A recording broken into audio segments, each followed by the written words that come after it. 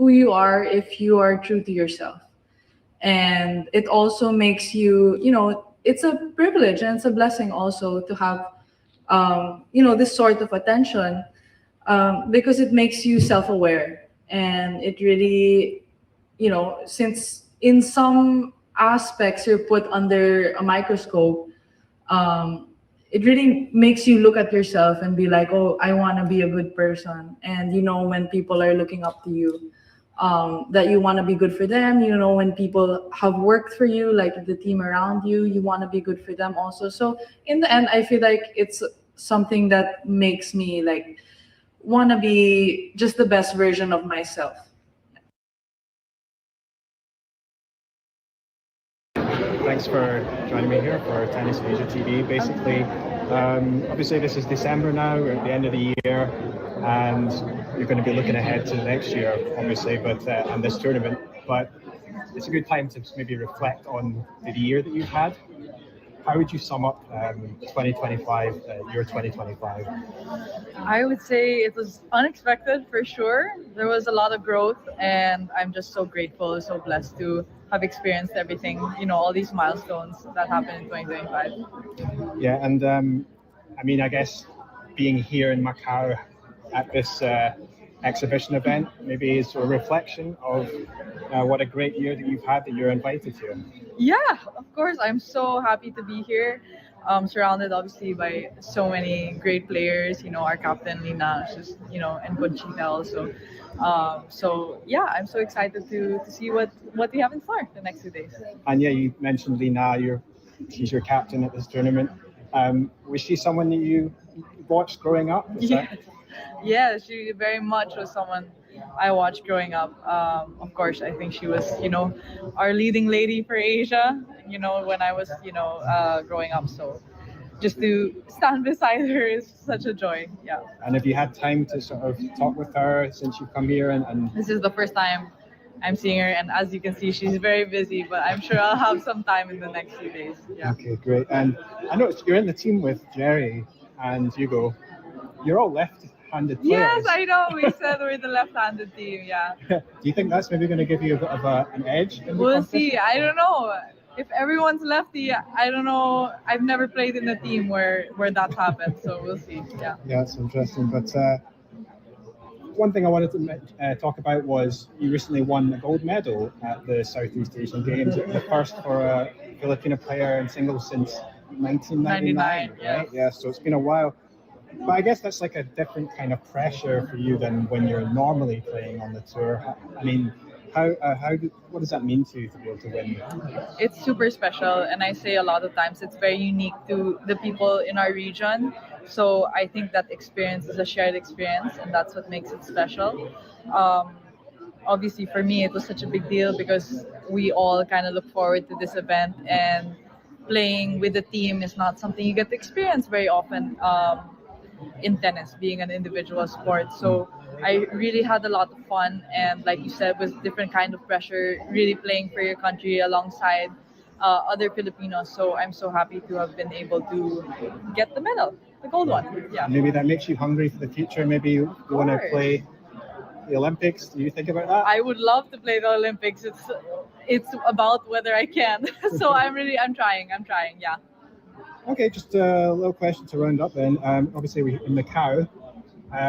Is it fair for me to say that you're a bit of a foodie? You like your food? Yes, yeah. Is there any food that you were looking forward to trying here, or something that you're thinking about? I think, they do dim sum really well here. I think, like you said, the Portuguese egg tarts. Funny story, before when I was younger, I thought the egg tarts were really from here and not from Portugal. So when I went to Portugal and I was like, oh, why are the egg tarts here? But anyway, yeah. I learned my history. I think me too, the first time I tried them this year. Okay, well, I think that's enough for me just now, but good luck, Alex. Thank you. The tournament, and I'm sure many fans will be out to Thank see you so much. Thank you. Thank you. Thank you. Questions? Yeah, obviously it was unfortunate that Mira had to pull out at the last minute, right? But how was that anyway for your first test in this tournament? Like, it seemed like you enjoyed it and you were pretty competitive. Yeah, I think it was really fun. I think there were some times the boys could have went at me, and they gave me grace, so I'm happy about that. And yeah, it sucks to hear that Mira was feeling under the weather and couldn't make it today. But yeah, I think we just made the most out of it, and it was a great experience and good competition anyway. Last year, or this year actually, you won your first slam match at the US Open, quite dramatic fashion as well. Yeah. Now you've got a chance to compete in your first Australian Open main draw. What are your thoughts ahead of that? I'm so excited. I've been preparing this whole preseason. Yeah, I haven't had much success in Australian Open in the qualies before, but I'm hoping that will change in the main draw. Every year is a different story, so I'm so open and so eager to be out on that court.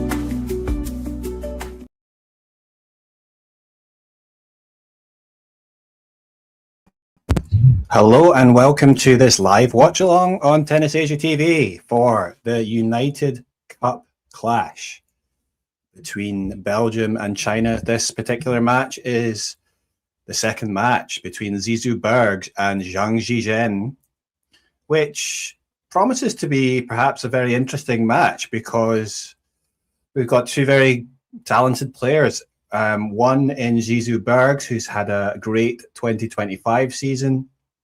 He managed to make, had a great finish at the Shanghai Masters, get into the quarterfinals there before losing out to Novak Djokovic.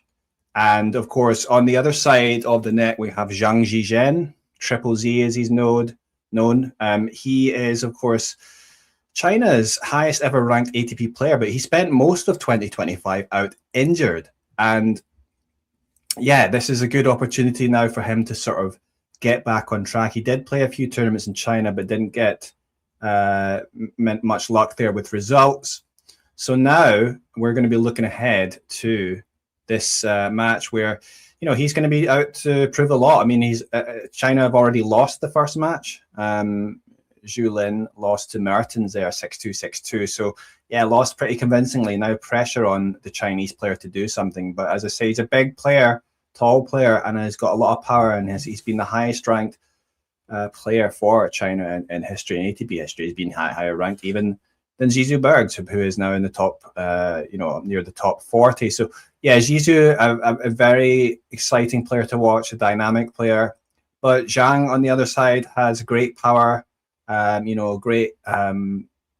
Great strokes all around, a great serve. So he's had the ability to cause some upsets against top 10 players. So it's going to be interesting to see how this one goes, as the players are already on the court and ready to begin. So we've already got Zizou Bergs up 30-love. He serves out wide on the deuce side, but then returned okay by Zhang, but then the serve goes into the net. So that's 30-15 to Zizou Bergs at the moment.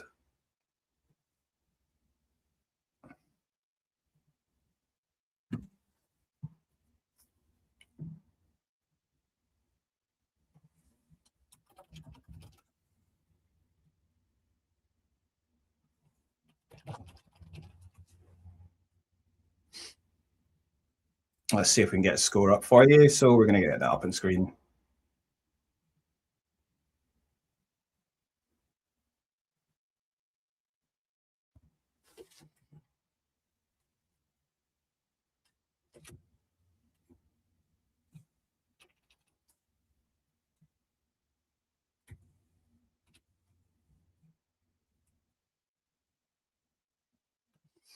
Yeah, so yeah, it's an interesting matchup here, potentially a very interesting match in terms of, you know, the talent these both players have. I mean, I think it can definitely be a very competitive match.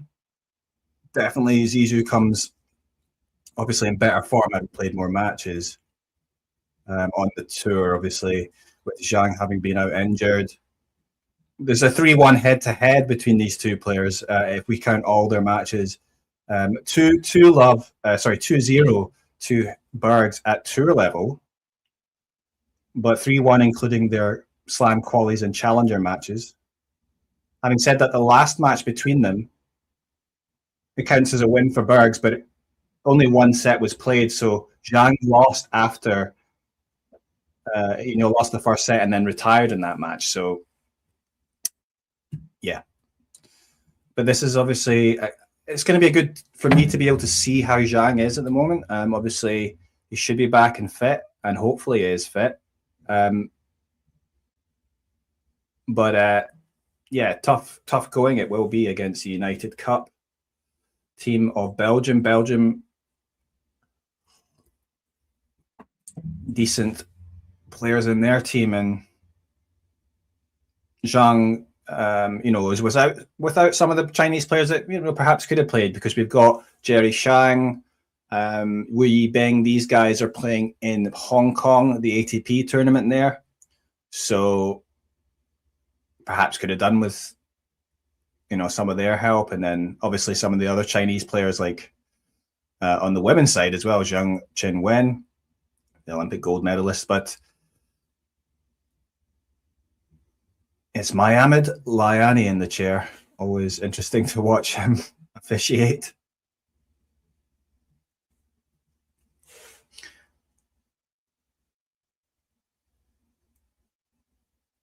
Zhang with a big serve out wide to bring it to 15-love.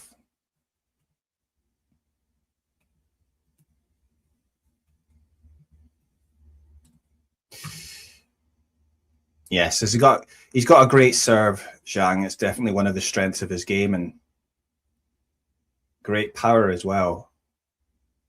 But he's got to be careful. I mean, a few errors creeping in there, but that was 15-all.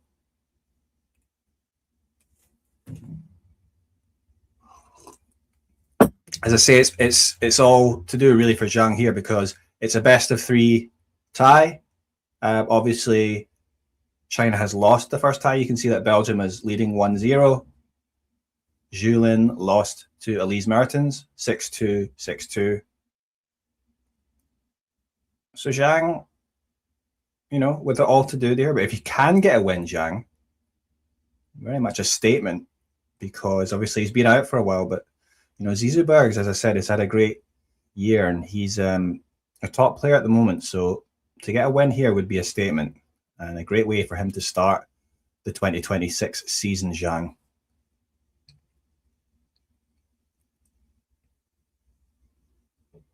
But Zhang getting through this particular service game very quickly, and so it's a good start for him, getting his service game out of the way, and that serve working well.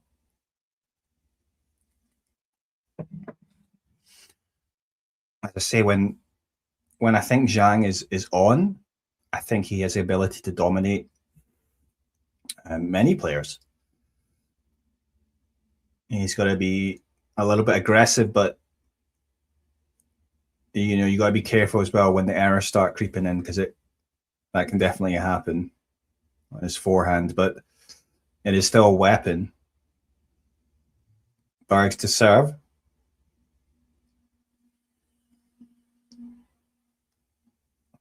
Yeah, Bergs, quite a versatile player and a fun player to watch.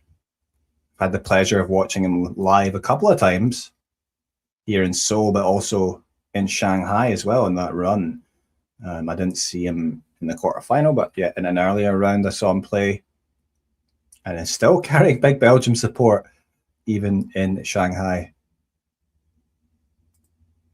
And he likes to come into the net there, and he's done that well there. So again, Bergs, we just had Zhang get through pretty comfortably in his service game, but it looks like Bergs is about to come through his very comfortably.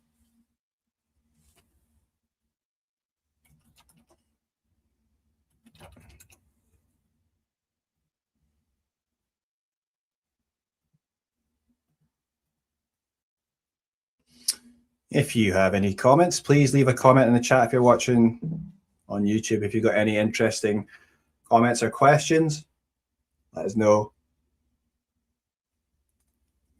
Of course, excitement as this is the big first tournament of the year on the ATP and WTA tours. Getting started early. We're going to have WTA Auckland starting soon, as well as the ATP tournament in Hong Kong. We've also got Brisbane going on. So a lot of tennis going on now. And everyone's looking ahead as well to the Australian Open, which promises to be very exciting. From Tennis Asia's point of view, we've also got, obviously, Auckland is taking place, and we're going to have 2 Asian players competing there who have made big waves in 2025, which are Janice Chen of Indonesia and Alex Yala of the Philippines.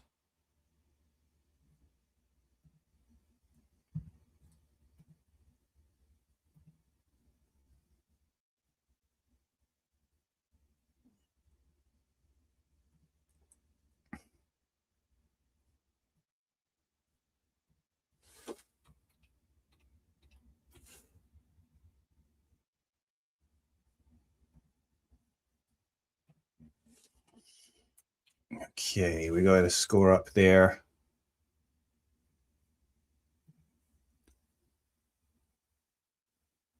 So yes, on serve at the moment, and the players are about to come back out, with Bergs leading 2-1 for Belgium.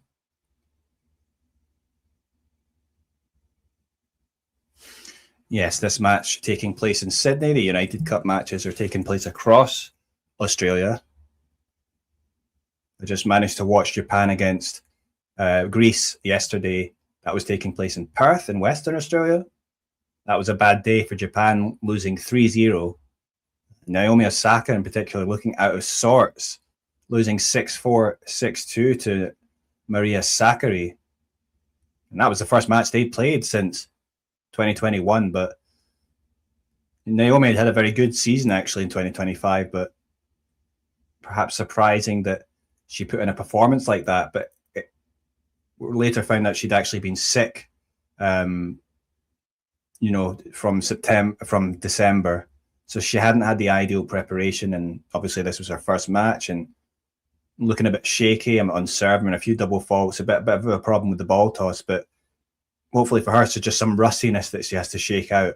Obviously still early in the season, but she'll have a big match tomorrow, which we'll be streaming live. That's going to be Emma Raducanu against Naomi Osaka.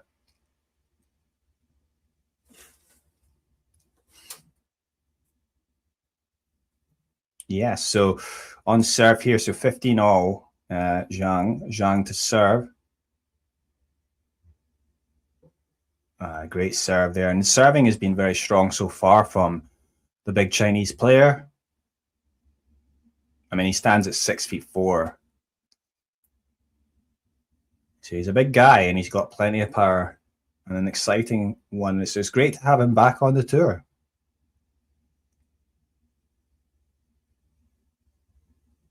But as I say, Zizou as well. ZZB against ZZZ, Triple Z. Yeah, so Zhang looking comfortable once again in this service game. Perhaps this is a set that's going to go all the the distance. It wouldn't be very surprising really if we went to a tie break, or at least a 6-4 or 7-5, something like that. But yeah, I mean, early signs are that we're going that way. Both players looking pretty comfortable and playing well, doing well in their own service games. Decent support there from the Chinese in Sydney. So have we got someone in the chat as a Bergs fan? Zizou Bergs. He's a player I've seen twice play. First in Seoul was actually at the Davis Cup tie between Belgium and Korea. And Bergs actually played a very good match against Kwon Soon Woo.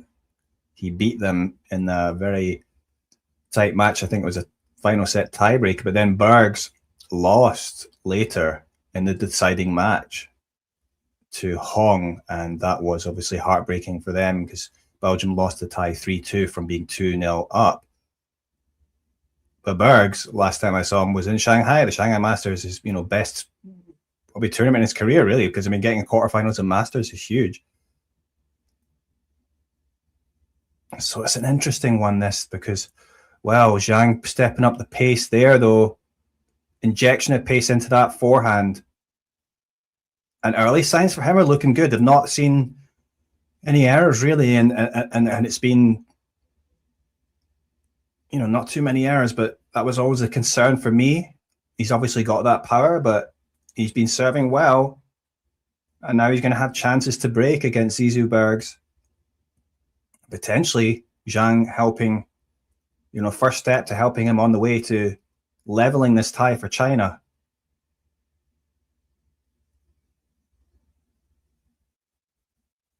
Oh, yes, and that was a deep forehand there, bringing the error from Bergs. And you have to say it's looking good early on for the Chinese, for Zhang, Triple Z. As I say, we didn't really see him. It was a bit...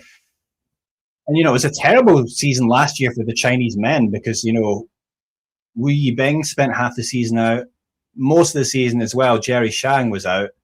And, those guys have had troubles with injuries and certain issues. But Zhang had actually been, up till now, up till last year, had actually been fairly injury-free. I mean, he was the one that was actually doing fine, but then it was his turn as well last year. All three of the top Chinese men struggling with injuries now, but recently Wu Yibing and Jerry Shang have been back. They seem fit and healthy. Wu Yibing in particular, he actually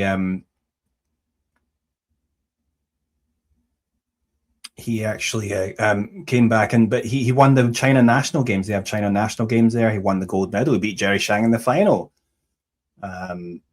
Coleman Wong was also playing there. I think he got a bronze medal.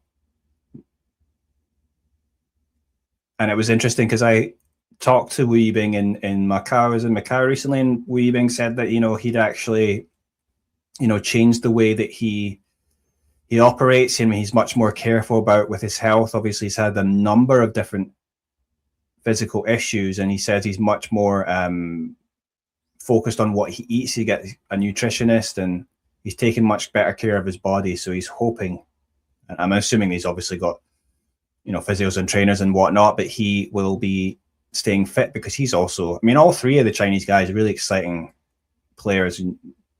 Nice contrast of styles there. But Zizou Bergs, I have to say, has done very well to dig himself out of a hole here. It looked like Zhang was going to break. He had 3 break points, but Bergs coming through strong. And perhaps my early prediction that this could go the distance and go all the way to a tie break or something similar, 6-4 or 7-5, is looking more likely here as Bergs comes through and he manages to hold. yeah, Zizou Bergs as well. He's just a fun player to watch too. And yeah, as I say, recently reaching new heights and then sort of now cementing himself in 2025 as a player that is an ATP level player, inside the top 40 now, and perhaps he can go even higher.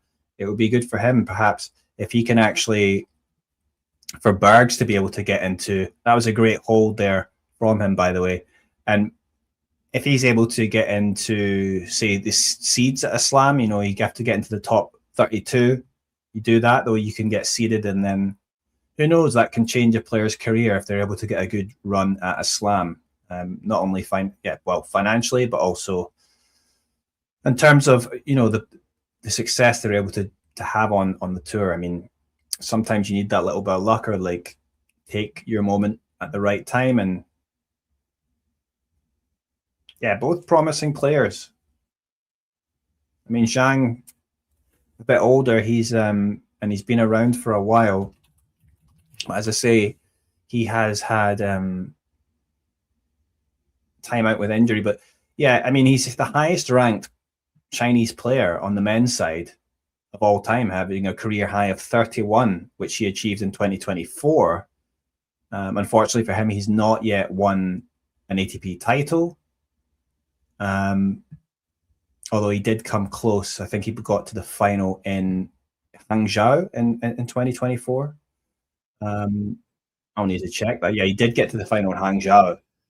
And he lost out to Marin Cilic in 2 tie breaks. Yeah, so obviously Marin Cilic, a very experienced player, a former major winner. But Zhang Zhizhen, yeah, it's a shame because, having a great 2024 and even the year before that, and then obviously getting injured, it's tough as a tennis player. I mean, it's very easy for players to go up and down in their careers, unless you're one of these top guys, the top 5 or whatever. Maintaining that just sheer consistency is very hard. But I mean, we've even had, Jack Draper. He was up at, career best, number 4 in the world, having great success, winning Masters titles, winning, getting to semifinals of slams. People were expecting him to be able to do much bigger things, but he's been out for a while with injuries, and you just never know what's going to happen. So we're back in now on Zhang's service game, Zhang Zhizhen. And as I say, it's been pretty comfortable for him so far. He's really not been threatened. He almost managed to break Zizou Bergs, and Zizou Bergs coming through, saving, several break points. But the serve has been working well for Zhang, and that could be key.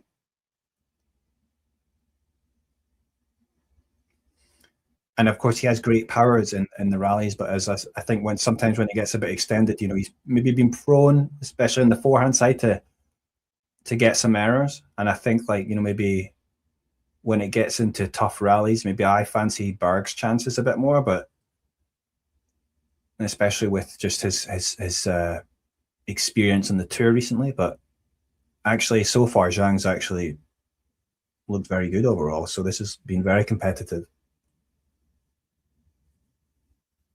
Ooh. Yeah, Bergs, he likes to come forward, be aggressive, and that's why he's an exciting player to watch. He's got quite a good, well-rounded game, to be honest. And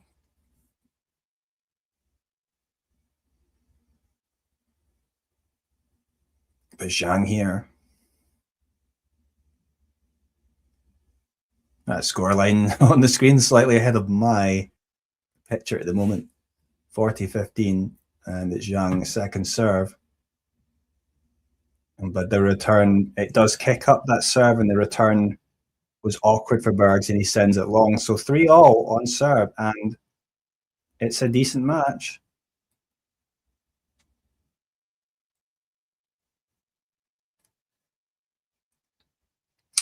Where are you watching from, if you are watching? This is Tennis Asia TV you're watching. We focus on the Asian tournaments and the Asian players.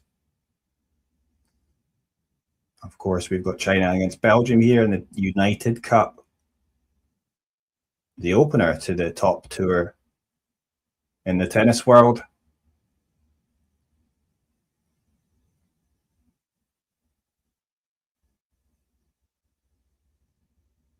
Yeah, great 1-2 there from Bergs. Good serve and follow up with the forehand.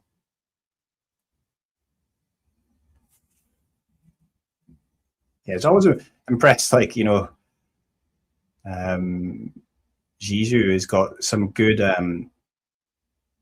good loyal fan base. The Belgian fans get around. So even in Shanghai, he had a good, you know, enthusiastic bunch of supporters there to support him, and I think he did appreciate it, which is nice. And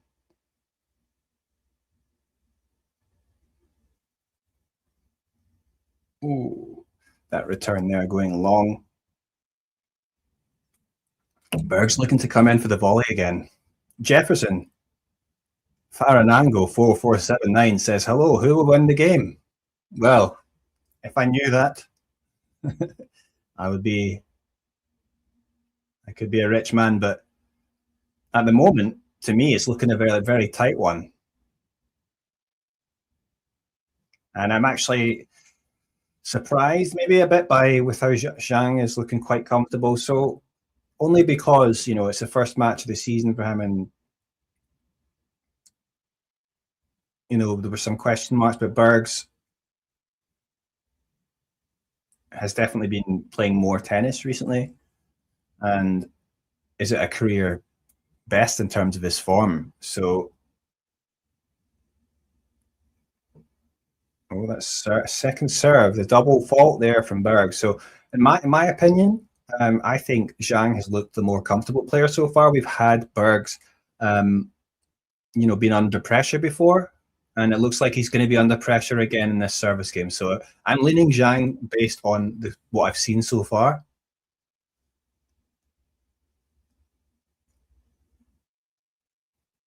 I mean, Zhang's just been looking much more comfortable behind his serve.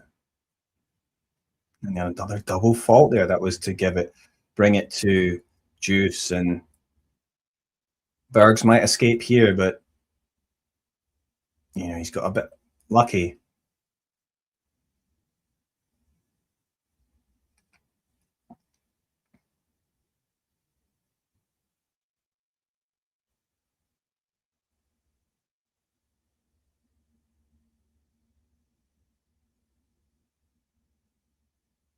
Yeah, that was well done. Again, Bergs coming in, serve out wide. I mean, it was a good serve, but coming in and finishing well the net. And he's going to be able to finish off and take this service game.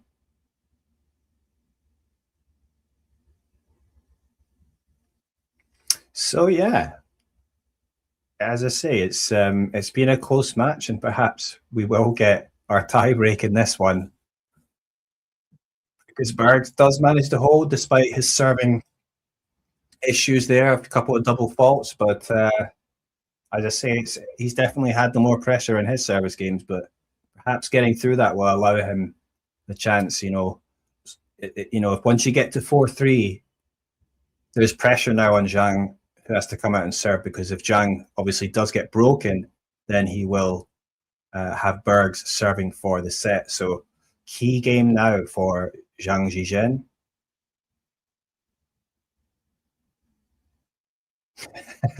That's an interesting comment there from Eric, saying ZZZ Triple Z always does well on even years. He mentioned that during one interview. Good luck in 2026. So perhaps that's true. Certainly 2025 was an odd year, and it was a terrible one for him. And yeah, as I mentioned, yeah, 2024 was good for him. Let's see how he does this year. I mean, as I mentioned before, he's a giant killer. I mean, he's had wins over top 10 players. So yeah, he's definitely got at his peak. You know, he's got the game to trouble most players in the world. And it's just a case, you know, it's very hard when you're up at that sort of level of bringing it week in, week out. as I say, he's a highest ranked man from China on the ATP side, and he is a runner-up. He didn't manage to win the title in Hangzhou, losing out to Marin Cilic. He is a gold medalist at the Asian Games, and he also got a silver medal at the Olympics alongside Wang Jinyu. That was in Paris in 2024.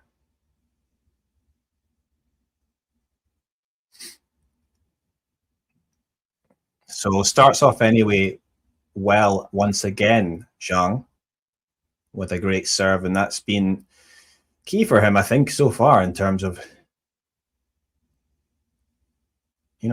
just playing very well behind serve. So obviously that helps.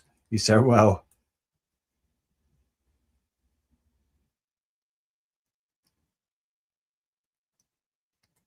Jefferson saying he bet Zizou Bergs to win. Well, you never know. I mean, Bergs on paper was probably a slight favourite, but as I say, tennis is hard. At this level, there isn't a much separating a lot of the players. You've got the top 10 guys, and then you've got those top 2 guys in Alcaraz and Sinner. I mean, yeah, those guys, top 10, top 20, yeah, they're maybe a step out ahead of a bunch of the tour. But in general, if you guys top 50 or below, there isn't so much between them. And yes, of course, you get players who are better. They're going to be more consistent. But in any one game, you never know a lot of the time.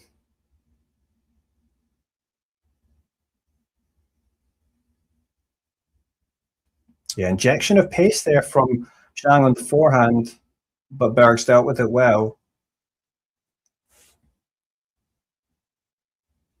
But what makes me pleased for the most part, I mean, Zhang has been, when he's been going for those forehands, I haven't seen too many wild errors or something. So that was something that I've been concerned about in Zhang's game in the past. But yeah, some errors you're going to make, but if it's too wild and too often, then yeah, that's it doesn't bode well. But yeah, he still comes through, Zhang, pretty well again in that service game. And yeah, I really won't be surprised if we make it to a tie break. And perhaps, though, with the way Zhang has been serving, that could give him the edge in a tie break.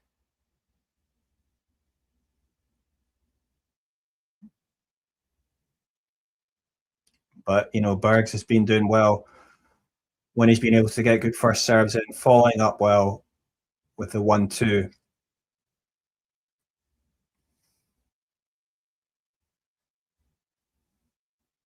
course, China needs to win this tie, or I should say they should need to win this match, this particular match we're watching now, in order to level the tie.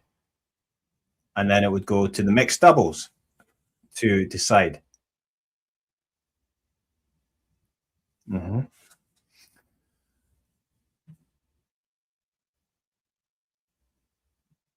Second serve for Bergs, but does well. I mean, again, the return was okay, but Bergs following up well with the inside-out forehand, good footwork to get there. And yeah, there's been a few wobbles, but he's also shown why he's had such a good year, Bergs. And I think we will be going to a tie break, but let's see. Yeah, doing well to go outside, out wide this time, Bergs, to bring it to 40 love.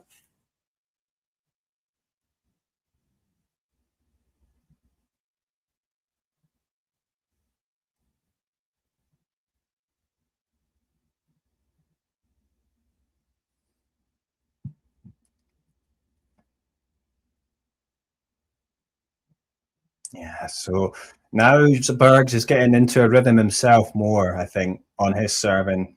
Gets it to 5-4. Again, there's going to be pressure for Zhang to come out because, yeah, obviously, Zhang gets broken.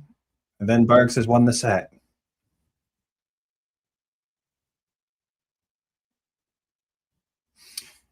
Incidentally, I did an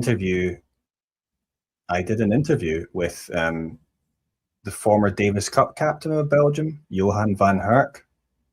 If you are interested in that, I don't know, maybe some Belgians watching. He now works at Moratoglu Academy in Malaysia. They have a branch in Malaysia near Kuala Lumpur, the Malaysian capital. And he is a full-time coach there, full-time director. So I talked to him for a bit about what he's doing there, trying to develop players within Asia. All across Asia are coming there, where they do tennis and school, which is a school program at a British international school, but they've also got a full, Moratoglu program there. Amazing facilities they've got, and perhaps we'll be seeing a few professional players from the Asian region coming through that system. We'll have to wait and see in a few years, but yeah, it's now 5-4 to Bergs as they come out, and it's going to be Bergs with a chance to take the set if he can break here.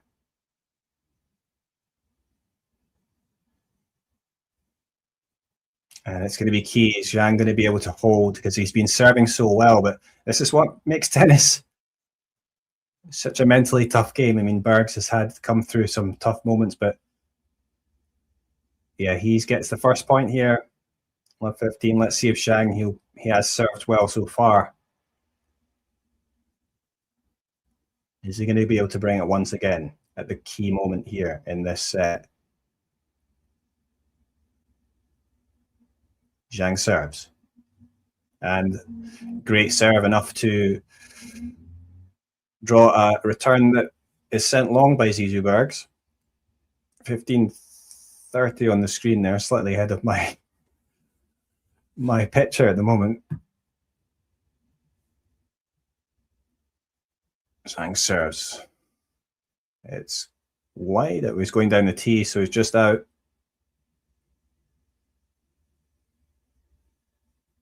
Decent second serve, but it is returned by Bergs. Oh, and it was a wild backhand cross court from Zhang, sent long, 15:30, and now it's tough moment here for Zhang. Tense moments, as I say. 15:30.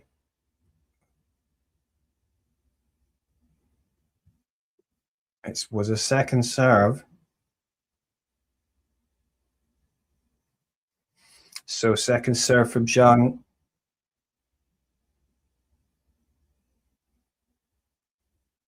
And we're in an extended rally.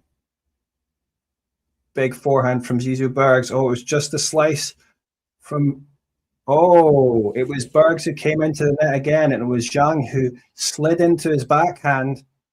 He managed to make it, and Bergs, it was just enough to draw the error from Bergs, who sends his little volley into the net. So yeah, that was a good backhand up the line there from Zhang. Just enough, the ball dropped low enough that made it difficult for Bergs to get that volley. And so to 30 all, that could be key. Obviously, from 15:30, it could have been 15:40 when Bergs would have had 2 set points. But Zhang doing well under pressure there, and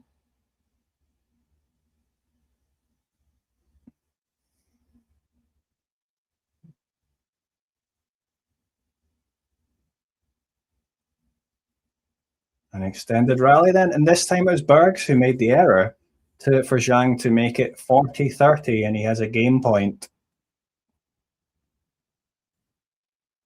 And Zhang not going for too much there, but just going deep down the middle, but it was enough. And sometimes, that's maybe what you need to do in those tight moments, just to not do anything too drastic. And he goes back in behind Bergs there. Does that allow him back time into the rally? Yeah, it was enough for him to get in the middle of that rally. Zhang went back in behind Bergs, and it was just, yeah, Bergs wasn't quite expecting it, but it just gave him that little bit extra to get on top of the rally, and he does get ahead there. So it's 5-all, and as I say, it looks like it's going to this tie break.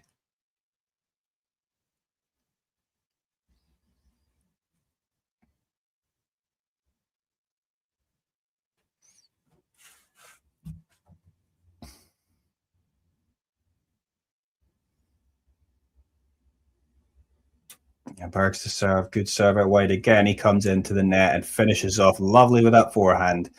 We've seen that so many times.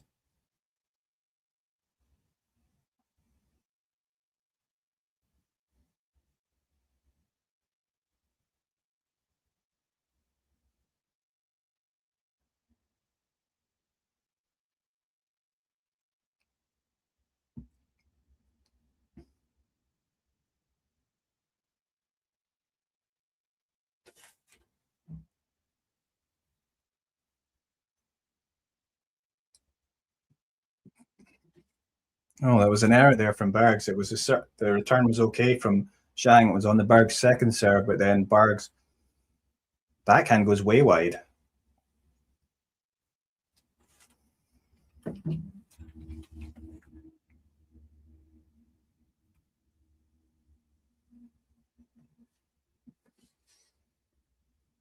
But as I say,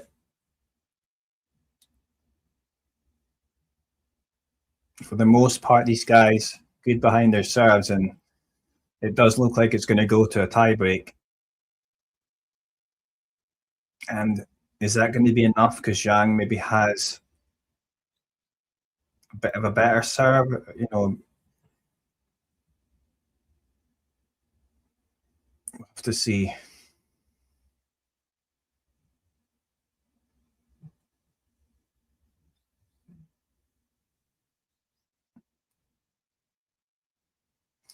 But you know, perhaps Berg's experience and just general toughness. You know, obviously he's played so many matches within the last year and doing very well.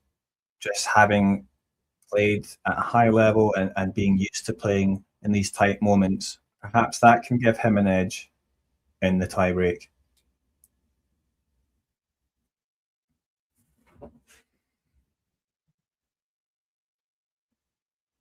Elsewhere, we've got the qualifications for the Auckland women's event on right now.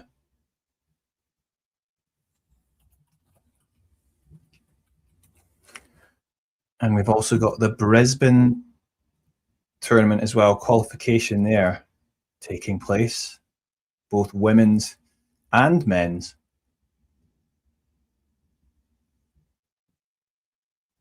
So Bergs holds on once again, 6-5. Pressure on Zhang again, but as I say, he's done well so far. I mean, for the most part, really, he hasn't been tested, you know, behind his serve. And in fact, I can't remember if he's faced a break point.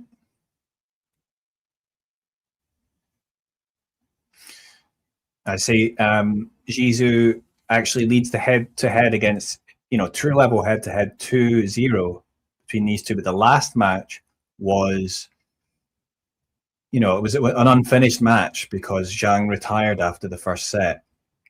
And then they actually did play two other matches before that, which are not counted as tour level, but there was one challenger match and there was one match in qualification for the US Open, I think. So yeah, Zhang won that one and Zizou won the challenger match. So, and really it's a 3-1 head-to-head then for Bergs against Zhang. But as I say, that last match was not completed, so I don't know how much we can sort of read into that, but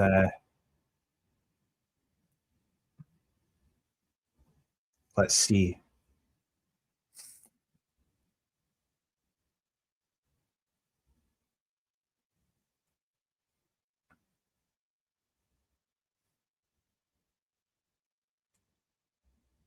have to say, yeah, I'm looking forward to tournaments we're going to have over the next week, and then of course our next couple of weeks, and then we're going to have the Australian Open. And it's nice to have the Australian Open, I think, because at the beginning of the year when you have so many players fresh, I mean, I think that's the problem is as the season goes on, obviously you get players with injuries and players pulling out, and obviously we don't want that, but it's nice to have a big major at the beginning of the year when you're going to have players mostly fresh. So let's see how this goes. But it was love 15 on the Zhang serve to start off here early. I think Bergs would definitely want to finish this off before getting to a tiebreak if he can get it to 7-5. But easier said than done with how Zhang has been serving.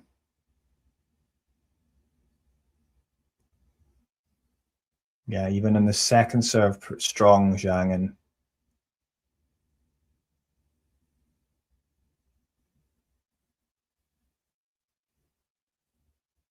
yeah, that was good play from Zhang. He's going inside out, good pace, and then opening up the court to go inside in.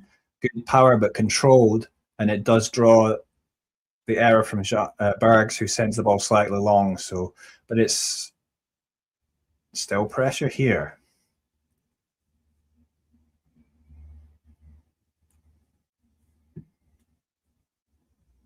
Serve from Zhang out wide, but it's returned well from Bergs.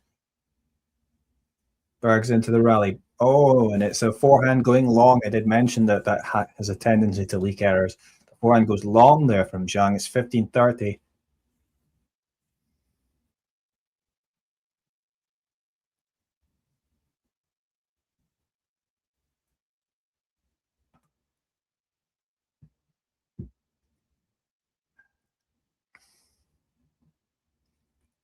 So yes, so you can see there, breakpoint saves 0. So that was just showing that Zhang has not faced a single break point in this match. And as it's 30 all right now, but it looks like we're heading towards a tie break. Yeah, and it has actually jumped forward the scoreline there.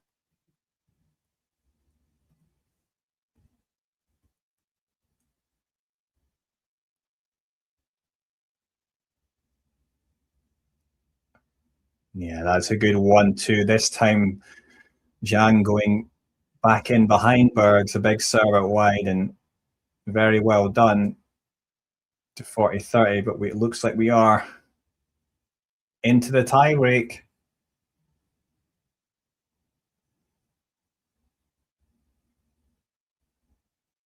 Yeah, just a superb first serve again. And big support there in Sydney. A lot of people from China or Chinese heritage live in Sydney, and certainly a lot of them come out to support Triple Z. He's a popular figure. And here we are in a tiebreak, just as I predicted much earlier in the set when it was like 2-2, 2-3. But it's Bergs who starts off, and it looks like he's got up point on the board. But as I say, based on how they've served overall, you would maybe expect Zhang to win it. But as I said, Bergs, the player with more experience in the tight moments, so maybe that's going to give him. There's going to be definitely a bit of pressure here for Zhang. It's going to be interesting to see how he handles that. I mean, that was an error there from Zhang to give that first point to Bergs, the forehand error. Did mention how that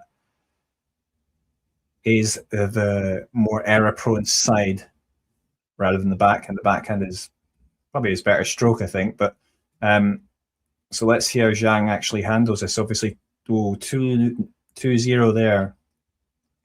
Now to Bergs. Oh, first serve into the net.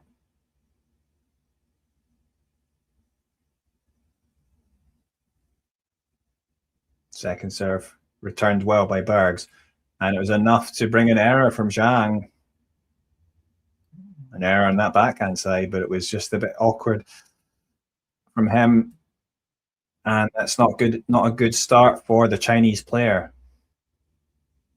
He really wants to get a point on the board. And he does so to bring it to 2-1 on a second serve.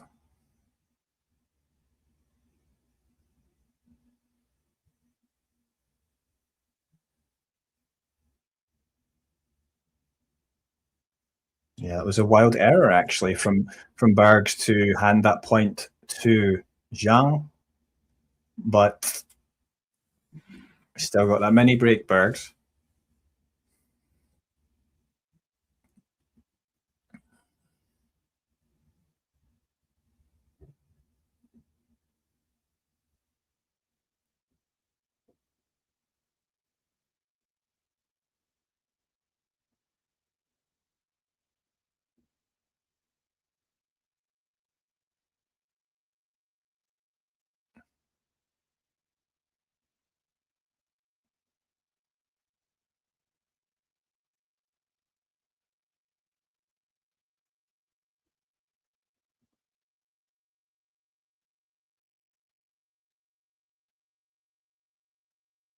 Oh, that was a lovely backhand up the line from Zizou Bergs. Taking it a bit earlier, going a bit lower over that high part of the net. Riskier, but exceptionally well executed, and it's a kind of shot that helps you win tie breaks. But that's going to be interesting because it looks like Triple Z has got a point back in the board. It's a second serve from Bergs.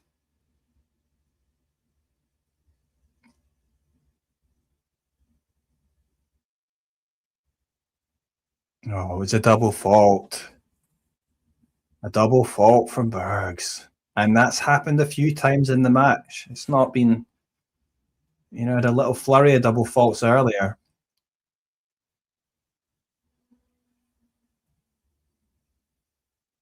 So Bergs handing that little mini break back, but still an opportunity here, leading 3-2.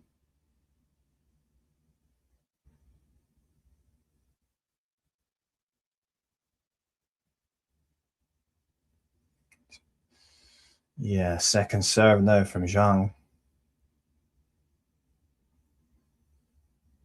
Oh, yes, good return. I mean, aggressive from Berg, stepping in on it, getting that backhand near the feet of Zhang Zhizhen. And again, drawing the error. I mean, we've seen that a couple of times now. So good from Bergs to bounce back there, but it's 4-2 and we'll have a change of ends.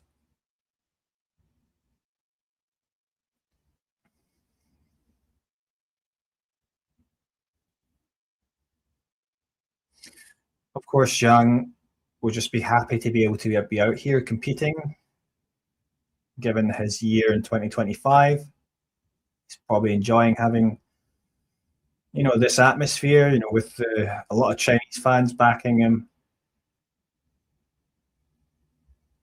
I mean, obviously, he's been out for a while. I guess he might be using a protected ranking.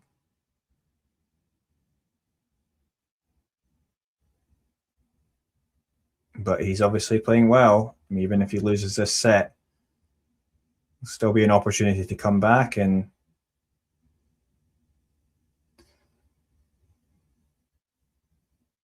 second serve it was. So he could have done with finding a few more first serves in this tie break. But it was Zizou Bergs again coming into the net, being aggressive and handling what Zhang had to throw at him. Very nice play. I mean, Zhang did manage to get the upper hand earlier in an earlier exchange like that, but this time Bergs sharp to the passing shot there from Zhang. A lovely little drop volley there from Bergs, and he leads, and he's got an opportunity now to serve for the first set, Zizou Bergs. Yeah, great serve, and he found that at the right time. Ace out wide from the Belgian, and now plenty of set points for him. And it looks like, yeah, in the end, it was Bergs who was the player that handled the tiebreak better.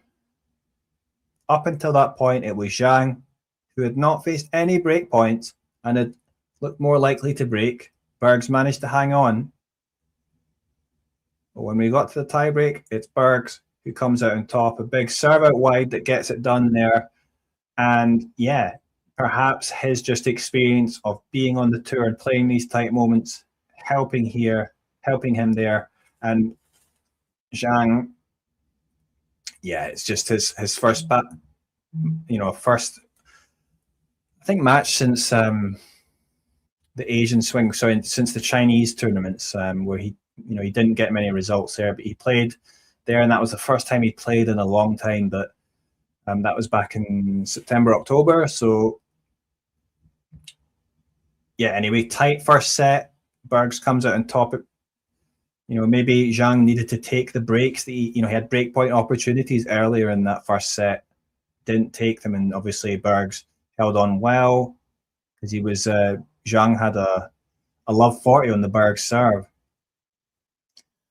But an interesting match here, and I mean, Zhang's maybe going to have to come up with something different. Maybe he's going to have to go for a bit something different in the Bergs service games, because if he is able to break, as I say, in terms of his serving, he's much more difficult to break down at the moment. So that's what he's going to have to try and find. But it's going to be difficult because, as I said, when Bergs is getting those first serves in, he's also tough to break down as well, because he attacks the net so well and he's aggressive. He follows that serve in well.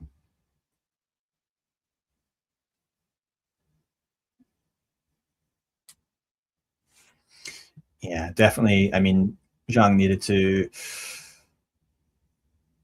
probably take those breaks, but it is what it is. That's tennis. And elsewhere we have qualification going on in Auckland. That's the women's event. Brisbane is going on right now. Also, the qualification for the men's and women's side. Been waiting to see the draws there actually for that event. I haven't seen anything out yet for the main draw for Brisbane. But here we are, 1 set to Belgium, 1 set to Zizou Bergs against Triple Z. And I guess 1 set to go for Belgium from securing the tie, because they already won the first match in this tie. Elise Mertens taking out Julin.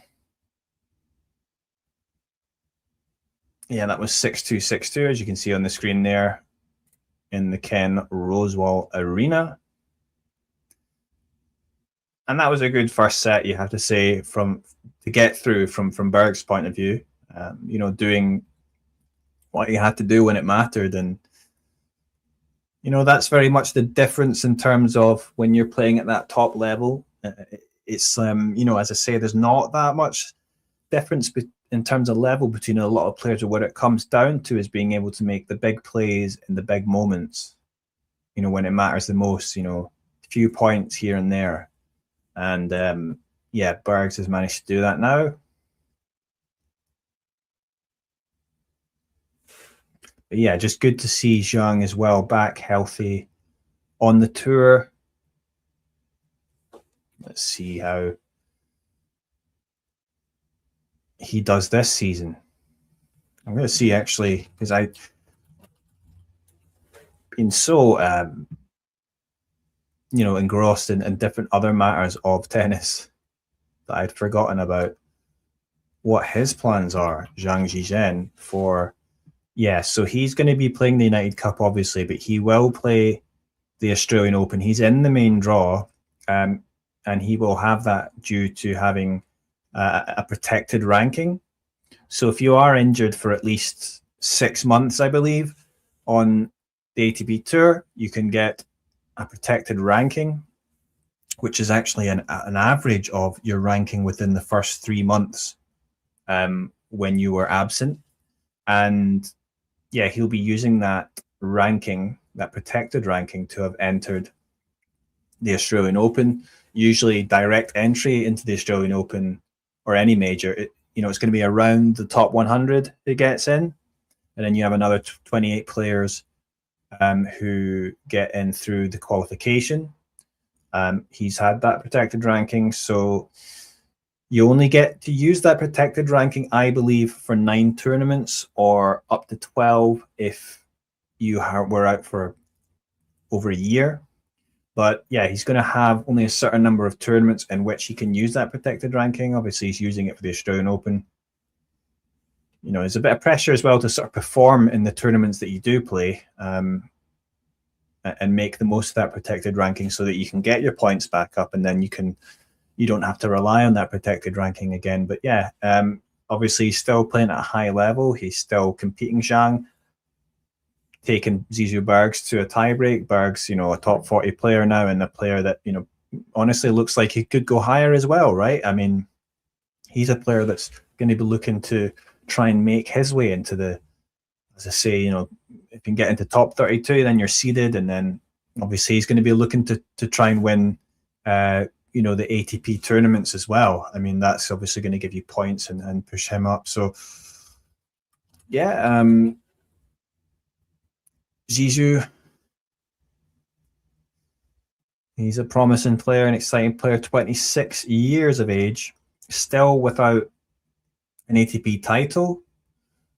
He did make a final in Auckland in a year ago, and then the final on grass in the Netherlands.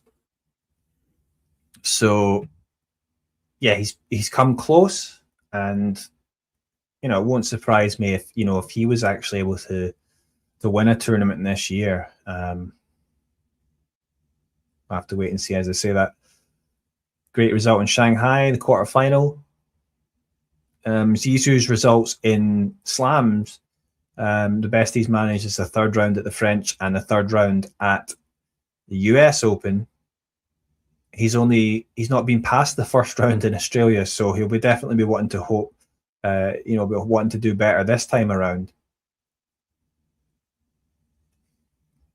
But yeah, no reason that he can't, we get a win. Obviously, draw dependent. If you're drawing Sinner or Alcaraz 1st round, it becomes highly unlikely you're going to get that 1st round win.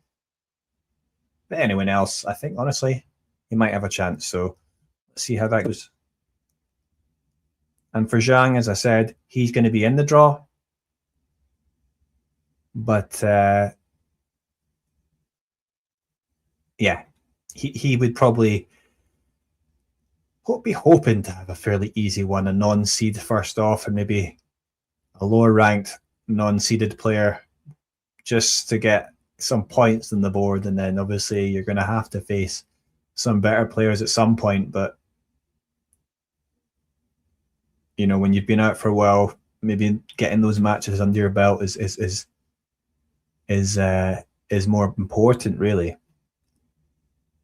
So we're back on court, and it is Zhang Zhizhen to start off serving, and he's got off to a good start, 30-15. Perhaps that can help him, being the player to serve first. Obviously, when you get, he's obviously served well. When you get those service games on the board, and then he's got an opportunity to break, and if he can hold, then he's able to get up, 3 games ahead. Obviously, psychologically, that is, it's good for you, but we'll have to see. Yeah, that was a nice 1-2 there.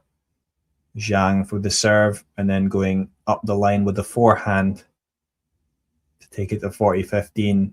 But it looks like he's going to take this first set. Sorry, first set. I should say the first game of the second set.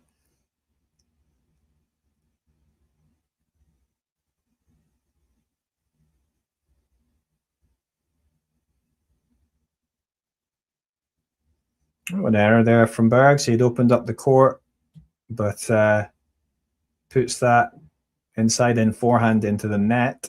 And it's Zhang who takes that first game. And yeah, perhaps him serving first can help a little bit.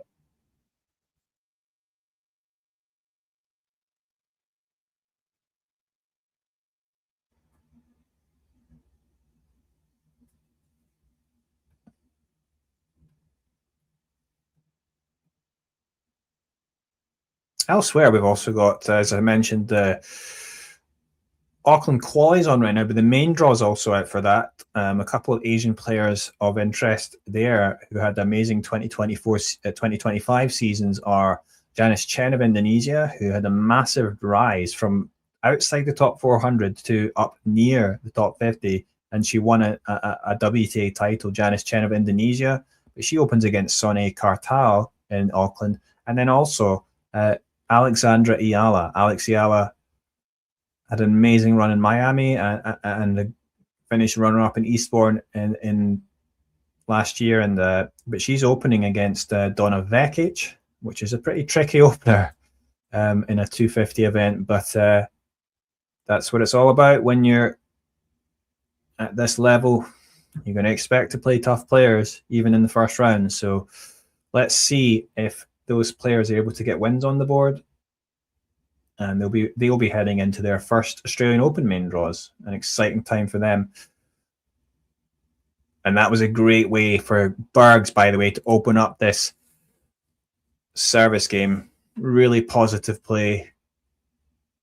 Some big forehand.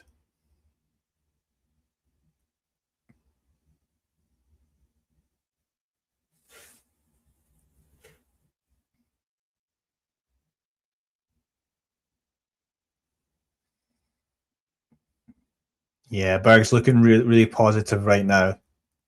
Loosened up a bit. And that's good to see, because you don't want him to, you know, from his point of view, take his foot off the gas. Start off where he left off.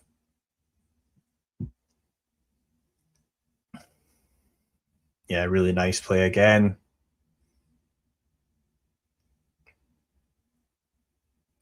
And it looks like an easy hold there for Zizou Bergs.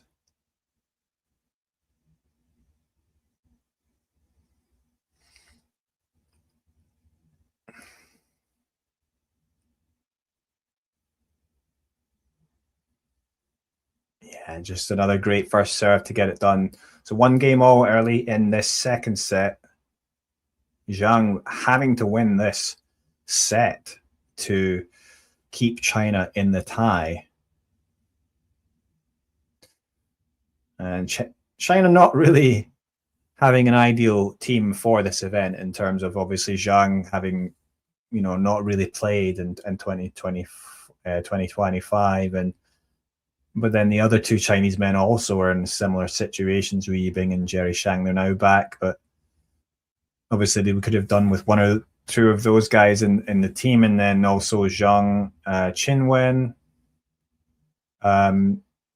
Yeah, she obviously is the top woman in China, and yeah, she also had injuries out most of last year. Unfortunate for her. After such a good 2024 in terms of, you know, winning that gold medal and getting up to top 5 in the world. So, and that was a good point there from from Zhang to take it to 30 love. I mean, good aggressive play, and I mean, I really like his forehand when it's going well. You know, when he's hitting it well. And he's got a pretty nice fluid game when he's been playing at his best, and everything's flowing.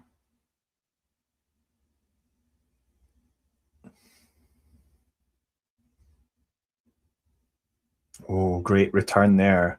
Aggressive return from Zizou Bergs. Hitting the winner off that second serve from Zhang.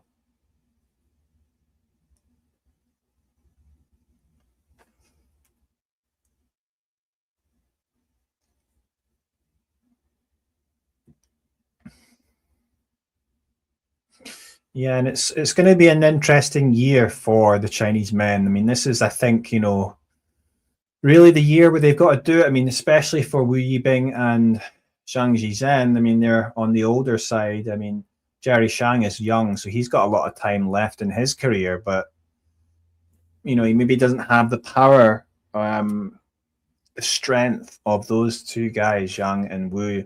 I think Wu Yibing especially has got a very exciting match. I mean, he played recently in the Macau Tennis Masters, and obviously it's just an exhibition, but he looked very impressive. And of course, when he won that first title, it was a ATP title, the first one. I think was it Dallas? He was in the US, and that was a really impressive run that he went on, and beating John Isner in the final. I think maybe either him or Zhang, but perhaps even more so Wu Yibing, he would have a chance of going on a good slam run. So hopefully he's able to stay fit and maybe get that run at some point. But he played in 2024. Wu Yibing played against Carlos Alcaraz at the Shanghai Masters in the third round, and he took Alcaraz to a first set tiebreak. But the way Wu was playing, even Alcaraz said he wasn't used to feeling like being dominated at times on the court, which Wu made him feel. So that's obviously a great compliment if it comes from Carlos Alcaraz to say that about Wu. I mean, Wu, yeah, he does have a very powerful, baseline game. I mean, incredible hitting. And he's a good athlete as well. And it was interesting to hear him obviously talking about looking after his body better now, but also he's been working on different aspects of his games. I mean, as great as his game is and the power that he has, he's maybe lacked a little bit of subtlety in his game, but he's managed to, he said he's been practicing, drop shots and other aspects to give him a bit more variety. Well, we'll see if he's able to, maybe wants to come into the net sometimes. So we'll see if he's able to implement that into his game. But even so, he's got an exciting game, and it's just about being healthy, staying healthy and getting those games under your belt that will allow you the opportunity to have a big run at some point.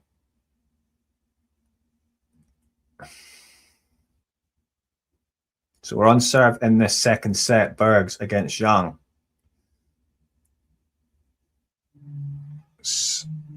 Second serve here for Zizou Bergs. But it was a double fault for Love 15.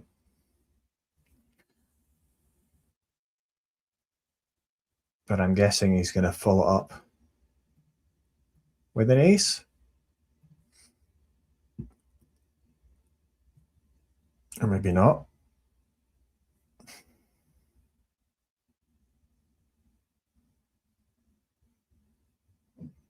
It's a second serve, but it kicked up well, and Zhang sent his return, couldn't control it, way long.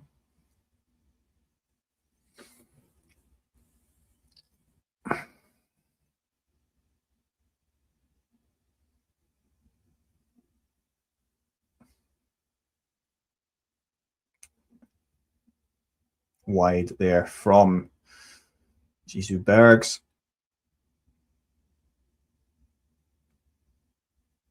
Second serve goes. Wow. Cross out wide from that juice side, and that was fantastic serve. The ace there from Zizou.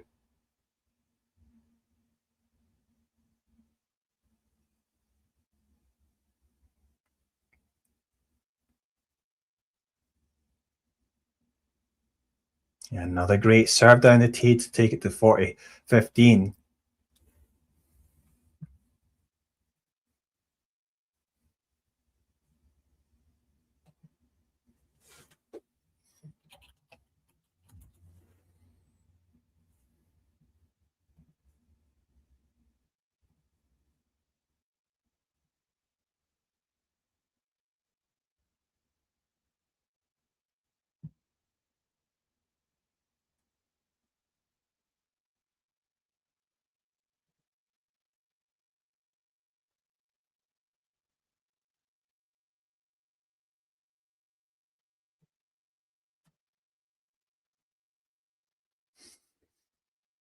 Yeah, so it looks like Bergs is going to hold on here, though, at 40-30. He will take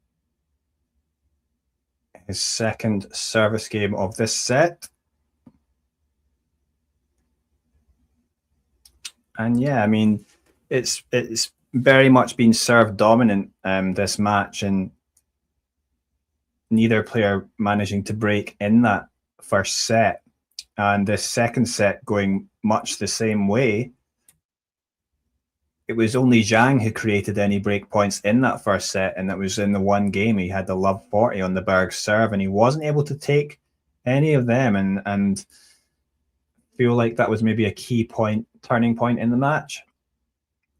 Easy to say that in hindsight.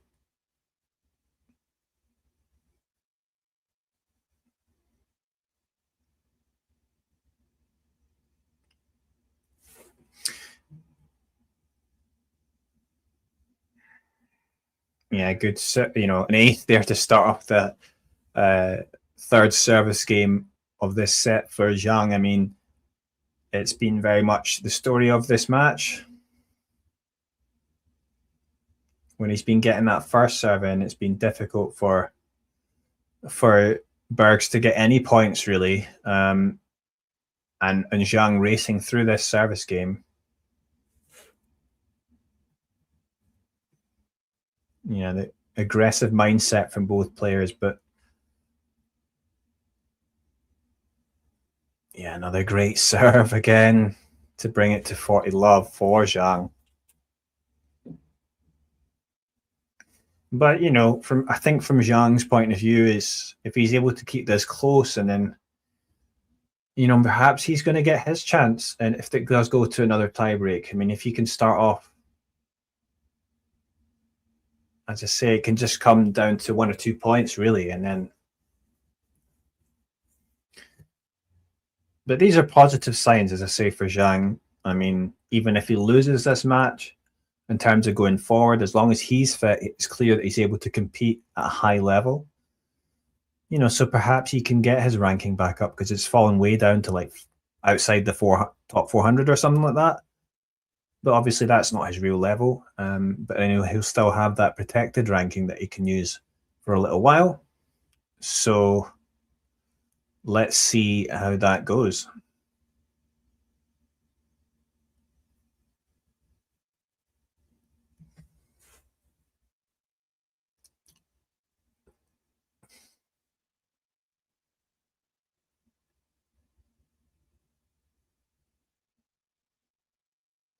Excited anyway to have this tennis season back, and obviously United Cup is kind of a nice way to get started. And I'll be doing commentary, live watch along again tomorrow for the clash between Great Britain and Japan.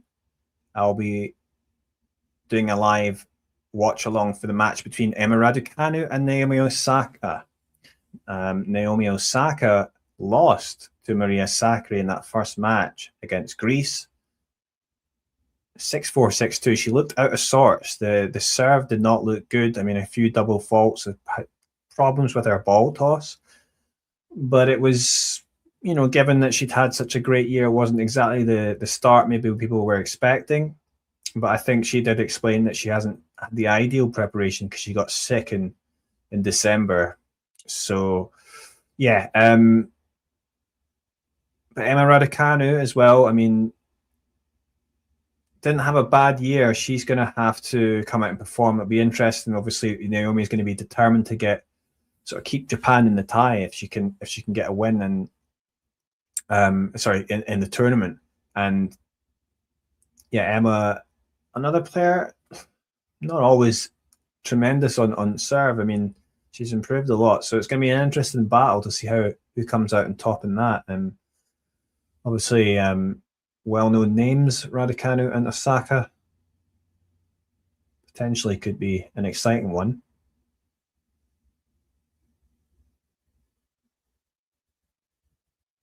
Backhand sent long there by Zhang. Backhand error sent long. So Bergs taking that first point on this game.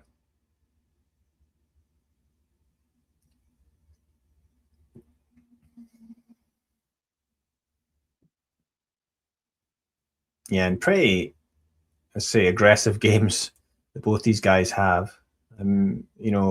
Bergs with the more variety, let's say, and he likes to be aggressive in terms of coming to the net and so on, and he's an exciting player to watch. Zhang prefers to hang a bit more.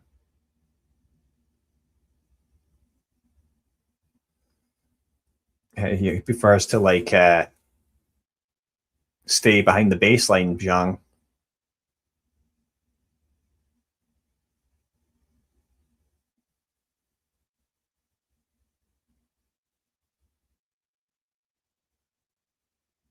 So 15-all, Bergs serving.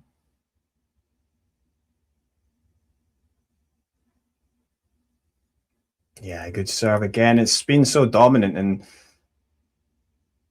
it just doesn't look like any player is going to be able to get a good chance on the other service game. And if they are going to get a chance, you feel like they've got to take it, because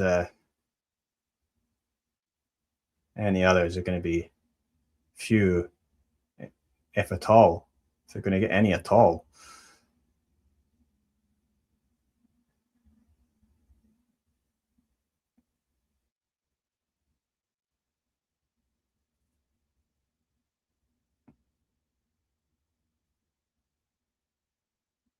Oh, that was an injection of pace on that forehand down the middle, deep.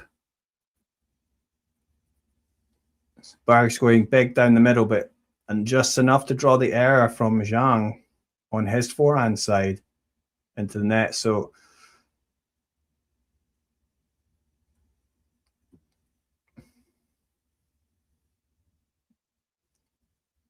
yeah, it looks like it's going to be another fairly straightforward service hold as Bergs serves here, goes out wide with an ace at 40-15 to take that third game of this second set, his third game. And Zhang now to serve and take it to 4-3.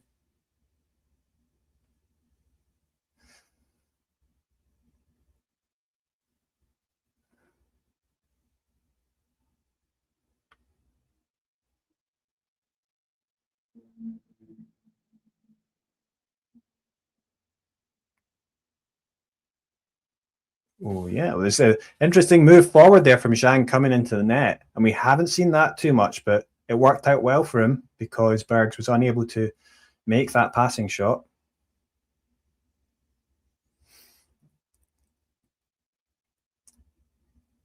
Zhang going out wide. Another good serve. I mean, when he's been getting that first serve in, Zhang, it's just been, really tough. I mean, for Bergs to do anything, really.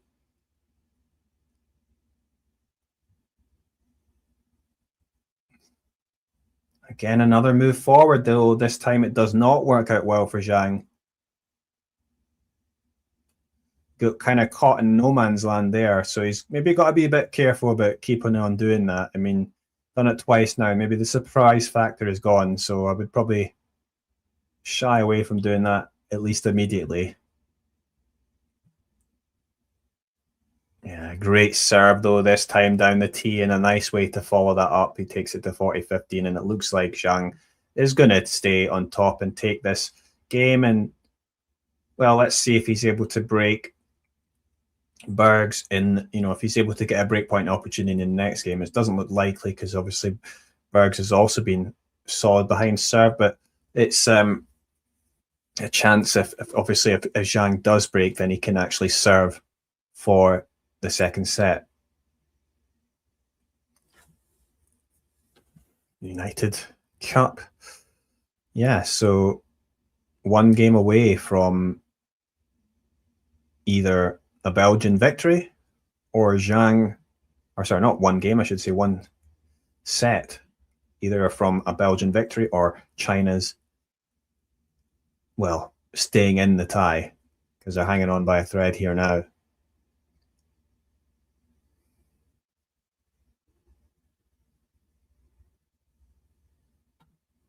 Elsewhere, Brisbane qualification is going on. Obviously, that big tournament, which is a men's and women's tournament coming up.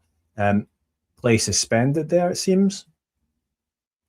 Perhaps due to the weather. I'm not watching that, but usually that's the case. Some sort of the weather conditions. I don't know if there's some rain coming down. Everything fine though in Sydney, which is where this United Cup clash is taking place between Belgium and China. The matches are taking place across Australia though, because there's other United Cup matches in Perth, which is in Western Australia, whereas Sydney's on the east side. And Australia's a big country. Much hotter in Perth and at the moment.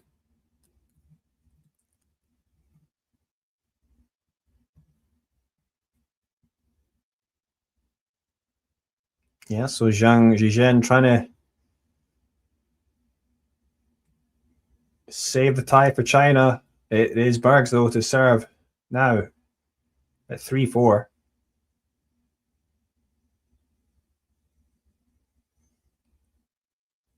Good first serve.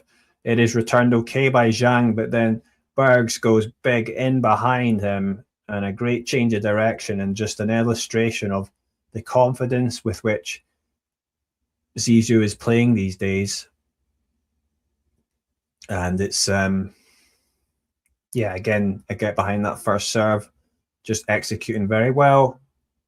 This time going down the tee and going big inside out, runs towards the net, but he doesn't have to do anything as Zhang sends that ball long. 30 love, Bergs. And again, both players just looking very assured and doing what they should be doing behind their own serves, really. And won't be surprised if we go to another tiebreak.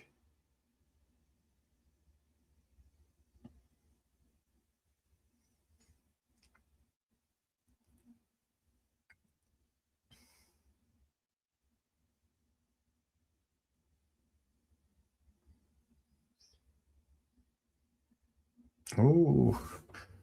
Well, there's a little chip return there from Zhang that floats in, but then Bergs decides to go for the drop shot with Zhang camped far behind in the court. And unfortunately for Bergs, that drop shot goes into the net. It wasn't the best choice, but still opportunity here to hold on and take this game. Second serve at 30-15.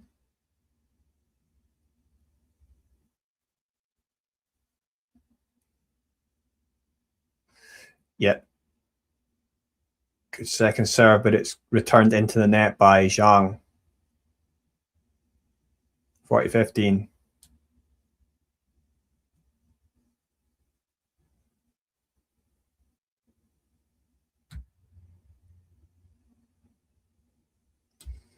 Yeah, and as I say, if either of these players create a break point in this set, I mean, they're really going to want to take it then, I think. Because there's not going to be another chance, I expect.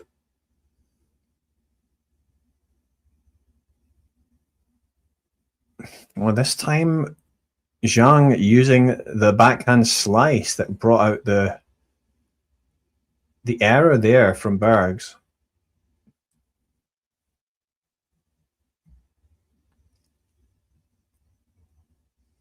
Can this be a little half chance opening up for Zhang if he's able to take it to deuce, or is Bergs going to hold on here?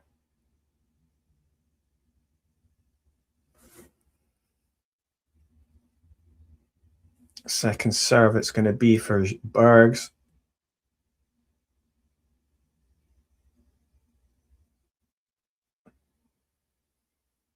Yeah, it's a second serve that was returned fine by Zhang, and Zhang bringing in that backhand slice cross court. I'm not sure Bergs is going to like that. And then it opens up the court so he can send a huge backhand up the line. That's a beautiful shot that Zhang hits, that backhand, and that was a tremendous backhand up the line winner. over the high part of the net, but just beautifully struck. Amazing technique.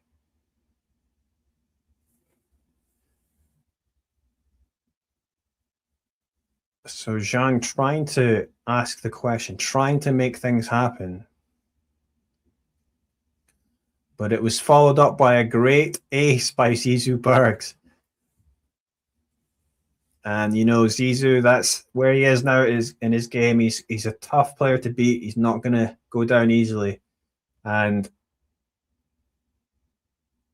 yeah, just an illustration of how well he's been playing recently. And it follows it up with two tremendous first serves, takes that game. We're at 4-all, and Zhang pressures back on him now.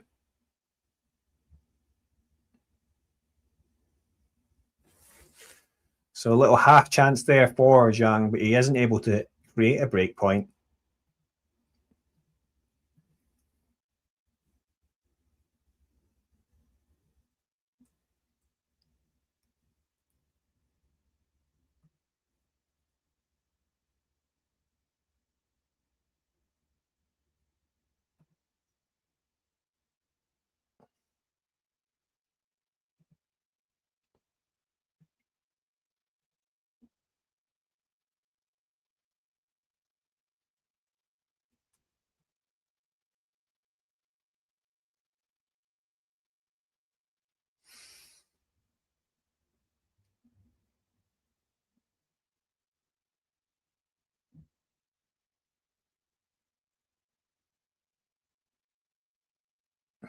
Yeah, Berg sending the ball long to make it to 30. Love.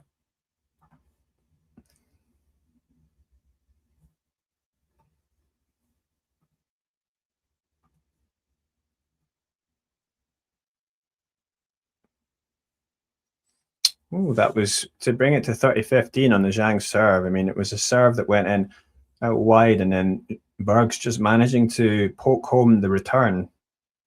But Zhang trying to slice, and it goes into the net. But Zhang following it up with a great first serve. And we're in a bit of an extended rally, but is Zhang eventually able to get on top? And that's a beautiful forehand drop shot from Zhang Zhizhen. Beautiful winner. And we haven't seen that too much at all from him in this match, but the opportunity opened up. He had the space in the court with Bergs pushed back, and that is a beautifully well executed, well timed drop shot, and that gives him a chance to get the game point.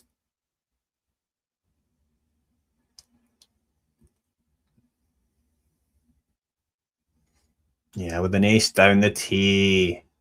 Nicely done.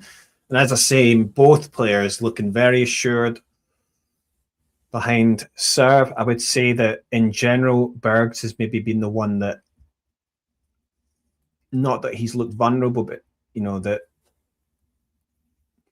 Zhang's going to maybe have a little more of a chance to be able to break, or have a half chance, but he's the only player that's created break points in this match. But on the whole, they're both looking very comfortable behind serve, and that's why we had that first set tiebreak, and it looks like we're going to head to another one.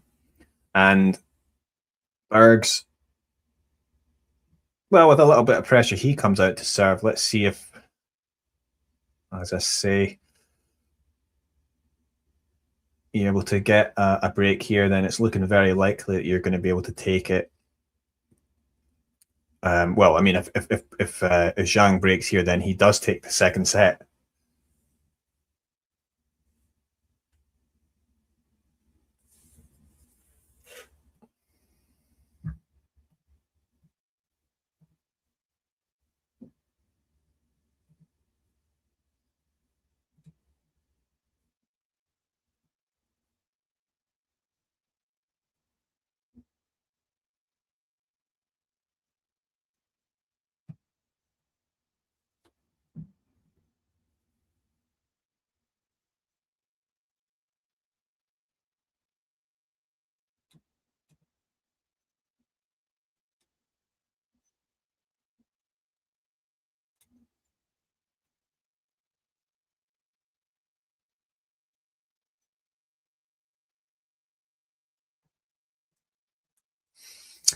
So, yeah, no room for error for Zizou Bergs as he comes out. He has to serve to stay in this set. Let's see if he's able to do that.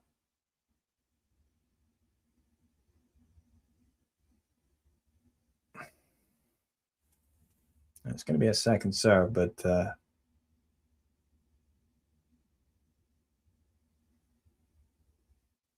yeah, this clash between Belgium and China in Sydney. And eventually an error there on the forehand side from Zhang. The Belgian, again, you know, sending in a second serve, but still looking quite assured behind that second serve.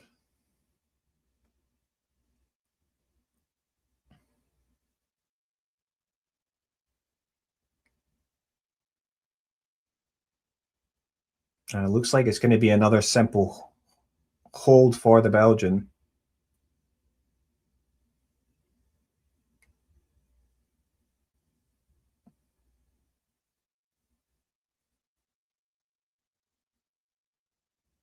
Yeah, I mean, it was a great serve to take it to 30 love, but yeah,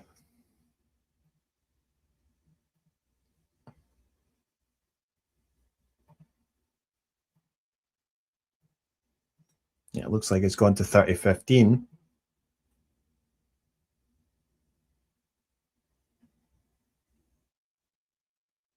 Yeah, that was one of those ones again. You know, the serve out wide was not bad, but it was enough for Zhang to get a racket on it, and it gets in close to Bergs behind his feet, but in behind him. That made it awkward for him and draws the error, but it's 30-15. And a chance to bring up 2 game points by making it 40-15.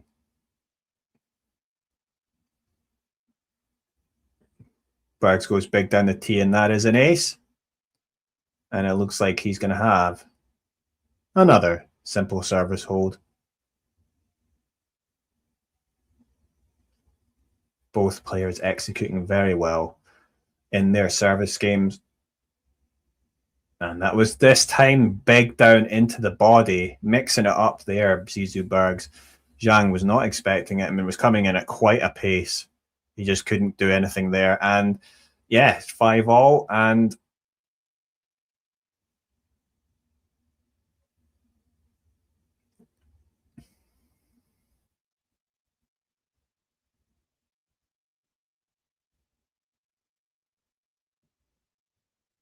yeah, 10 very comfortable holds. Each player holding very well.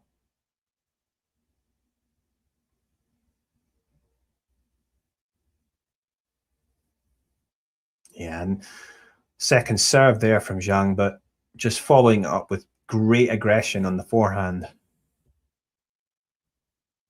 And I think, you know, that can be great for him if he's able to utilize that forehand more in terms of, as I say, it's a great shot, but, you know, at times, you know, leaking more errors, but there's no doubt that, you know, great power behind it.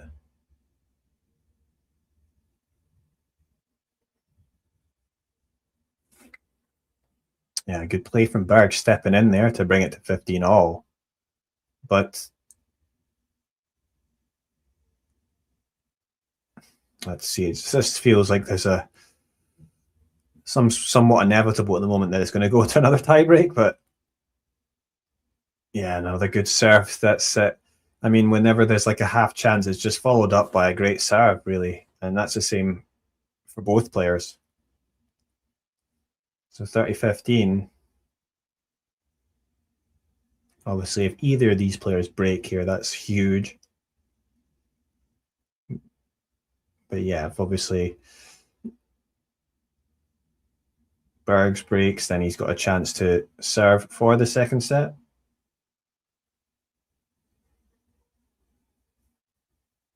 Oh, that was an error there.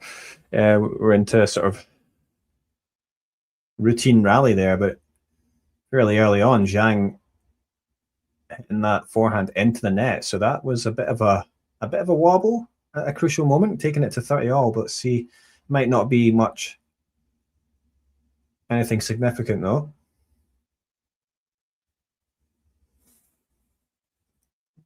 And yes, at the end though,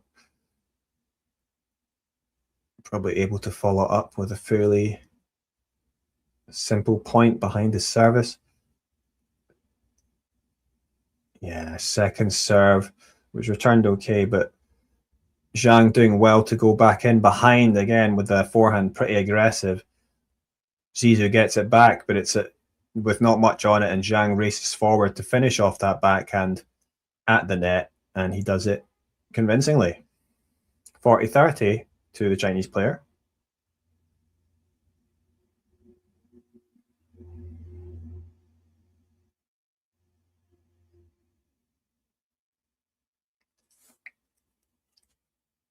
It was a let.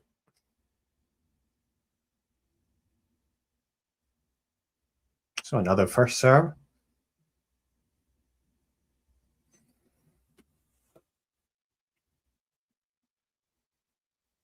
Oh, the first serve was returned by Zizou, and Zhang under pressure there. He sends that big forehand cross court, but it goes way long, and it's to deuce. And we haven't had too much of this, but well, we did have one on the Bergs service game earlier, but he was able to follow that up with two tremendous first serves, and he was able to hold on easily. And that was this time Zhang coming into the net and finishing off with a beautiful drop volley at the net.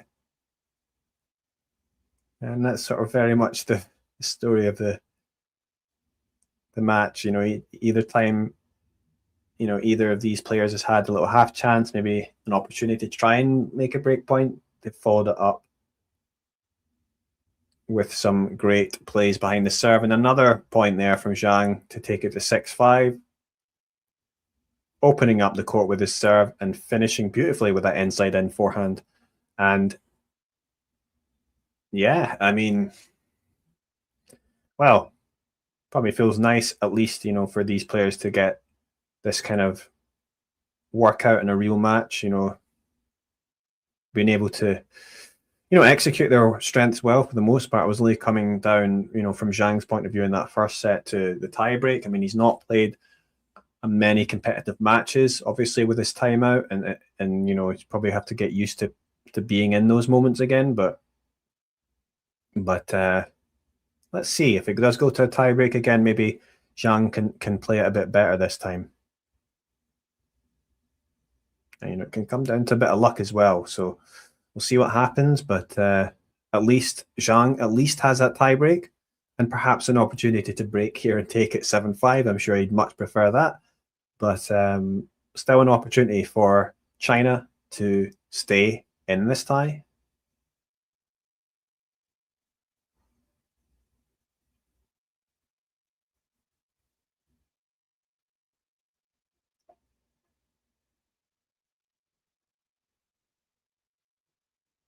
Yeah, it's the local team. Australia is going to be playing against Norway later tonight in Sydney. Demon R, of course, their top man is playing against Casper Ruud. So that's a pretty exciting tie to start off.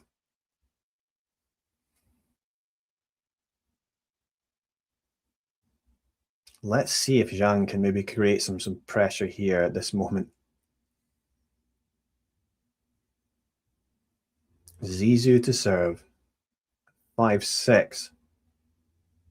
It is a serve that gets the first serve in, but Zhang pounces on the return and directs that backhand back in behind Zizou, and that was very well done to bring it to love 15 on Zizou's serve.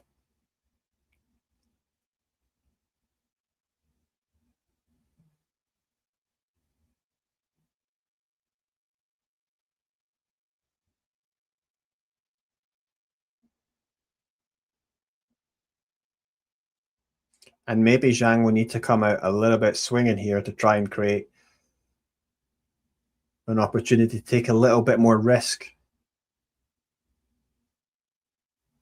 Of course, it's only going to be perhaps so much he can do if Bergs is serving well. But Bergs does come out and take that point 15 all.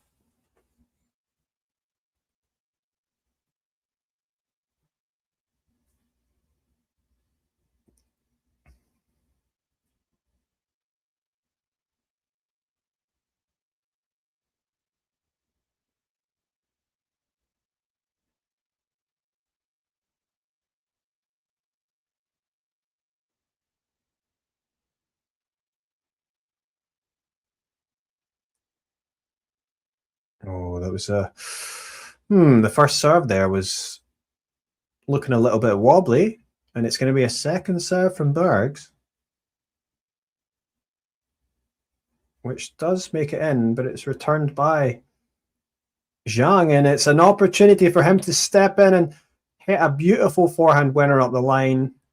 That was very well done, and yeah, that was a kind of risk that, or not risk, but he's got to be aggressive, and that's a beautiful winner over that high part of the net. And yeah, I mean, that's exactly what he probably needed to do. This is his only chance really to get in, so he's got to take it, and it looks like he's going to have 2 set points.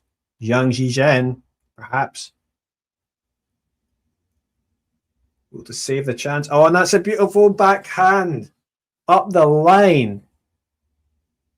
Bergs on the the ad side, serving out wide, but Zhang reading it and directing that backhand up the line. That was beautiful. 2 set points for China. And that is Zhang stepping up when he needed to, but he still needs 1 more point.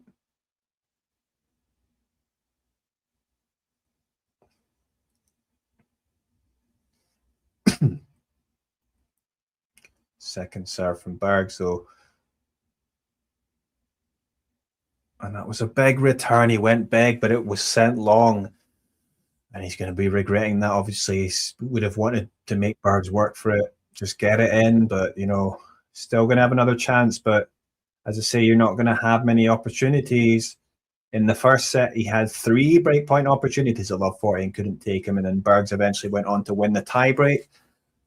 Bergs seems about to save 2 more set points this time, these break points. Yeah, and a big serve out wide. And again, a sort of illustration of this match. I mean, every time there's been little opportunities that followed up by good serving. And if you have to say Bergs doing very well, and it looks like those opportunities are going to go once again, and perhaps that's what's going to secure the tie for Belgium. Let's see. Big serve down the middle, and you have to say good response here from the Belgian. Yeah, I mean, Bergs just playing with an air of confidence that of someone that's just reached a Masters quarterfinal, which he did in Shanghai towards the end of the season in 2025. And it is going to go to a tiebreak as Bergs sends that second serve in, and Zhang Zhizhen trying to be aggressive, but yeah, the forehand cross court, he's trying to go for the winner, but it was sent long. And it is another tiebreak. And Zhang's going to be feeling a bit disappointed, I'm sure, but he's got to stop thinking about that. And, you know, he's going to have a chance to serve first in this tiebreak, unlike the last tiebreak when Bergs went first. But so he's got a chance to get a point on the board first, and that's maybe going to give him a bit of a boost psychologically. Let's see.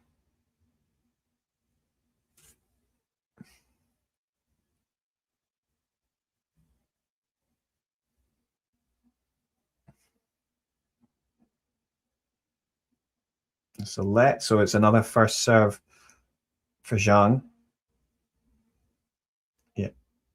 Yeah, and it was a good serve, and Bergs sends that return long. So let's see if Bergs can actually, if he can actually respond here. He was under a little bit of pressure earlier.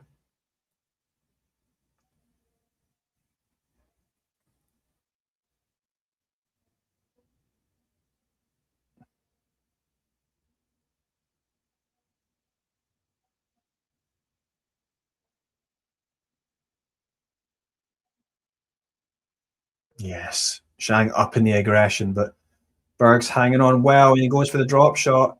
Oh, and he goes for the drop shot. Zhang gets there, but Bergs races forward to finish off at the net as well, and that was very well done. 1-1.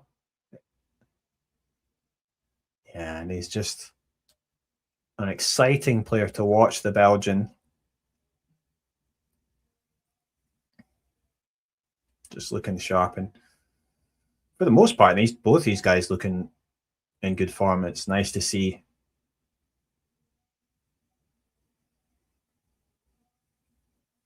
The second serve, though, for the Belgian.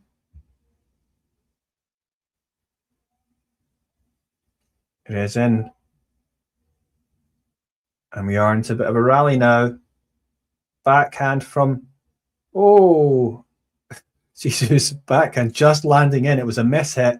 We are in an extended rally, but it's the Chinese player who sends that backhand up the line, and Berg slides in to get there, but he can't really get there to get enough on it. And his forehand slice goes into the net, and it is 2-1, an early mini break for the Chinese player.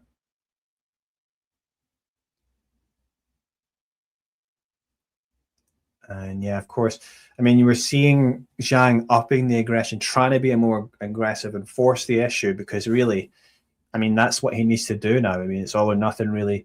China's going to lose the tie otherwise. And that is a great serve, ace down the tee from the Chinese player. The 6 feet 4 inches player.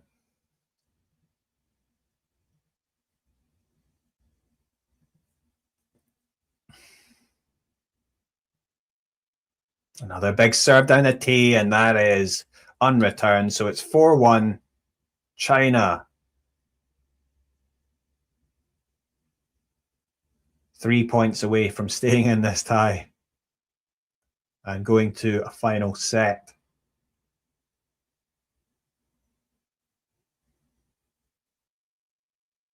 You can see the anger there from Zizou Bergs. But Bergs, good serve out wide. Chance to come into the net and finishes off easily. Takes it to 4-2 though, as the players will now change ends.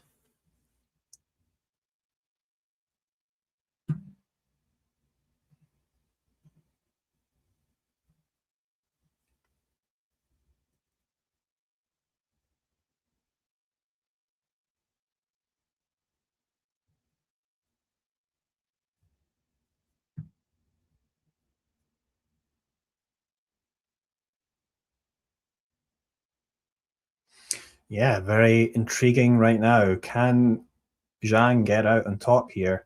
He has the upper hand with this mini break, but it's just the 1 point if Berg can hold on here. He's coming out to serve with it at 2-4.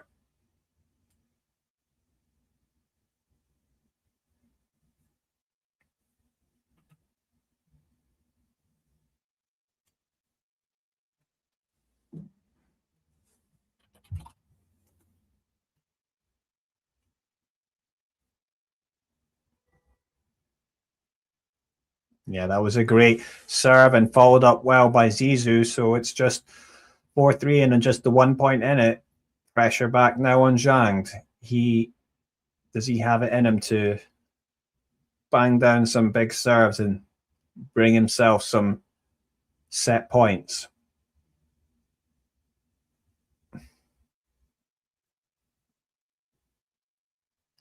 Service from Zhang. Out wide, it was pretty good, but it touches the net, so it's a let and another first serve.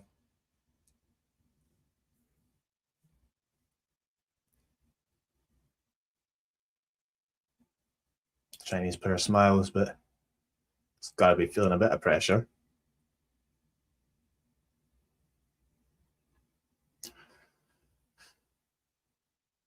Yes, that first serve is out. Tried to go down the tee, but it was wide.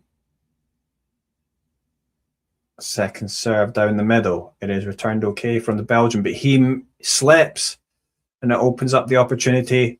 Yes, Zhang goes up the line with the forehand Yeah, and takes that winner. Well, maybe that's the little bit of luck that Zhang needed, but obviously unfortunate for Belgium. Zhang hitting his forehand winner right onto the line. Probably didn't have to be that good, but yeah, losing his footing, the Belgian. But yeah, and it's a chance. It's going to be 3 set points for Team China.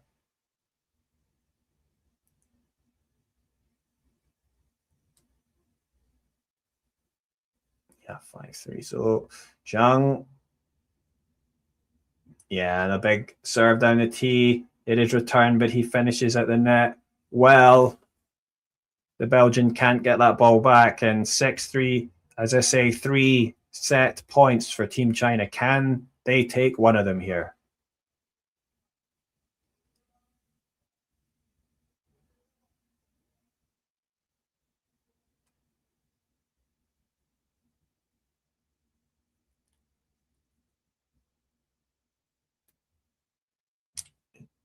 Zhang Zhizhen, China's highest ever ranked ATP player, having had an ATP ranking of number 31, up against Zizou Bergs.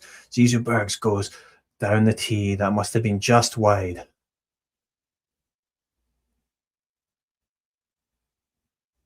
Second serve from the Belgian. Goes into the body. Oh, and it's returned by Zhang, and Bergs has an error, and a come on from Zhang Zhizhen as he levels this match and takes it to a deciding set and keeps China in the tie. Can Zhang Zhizhen pull it out of the bag and get the win for China and put it through to a deciding mixed doubles match? Well, that was well done by the Chinese player. You know, he was trying to force the issue even before the tie break, up in the aggression, because at 5-6 he was trying, and he had opportunities. He had set points there, couldn't take it. But again, in the tie break this time, he was up in the aggression and trying to take his opportunities, going for those winners, which he really needed to do. It was just a question of whether he can execute, and actually he did. I mean, maybe a little bit of luck with Zizou, you know, slipping in that rally that Zhang came out on top in. But yeah, I mean, great effort there from the Chinese player. And let's see how this final set goes. I'm going to take a little bit of a break before we come out into this final set, but it's been pretty, again, I have to admit. And yeah, can't complain.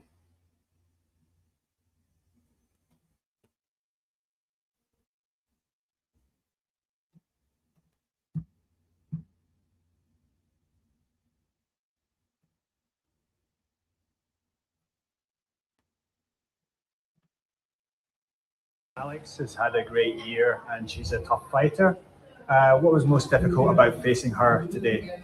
Well, I think she's full of confidence. She hits very heavy and fast strokes, especially from the baseline. And as you mentioned, she's a tough fighter, of course. And yeah, I felt like even today we had like a lot of fun. It was an exhibition tournament still, but you could still feel her toughness on the court. So she's had a great future, and I'm sure that we're gonna play a lot of tournaments and a lot of matches against each other. So it was a pleasure for me to share court with her today.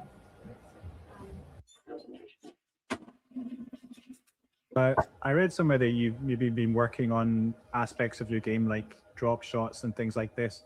Is an event like this a good chance for you to maybe try things a bit more freely?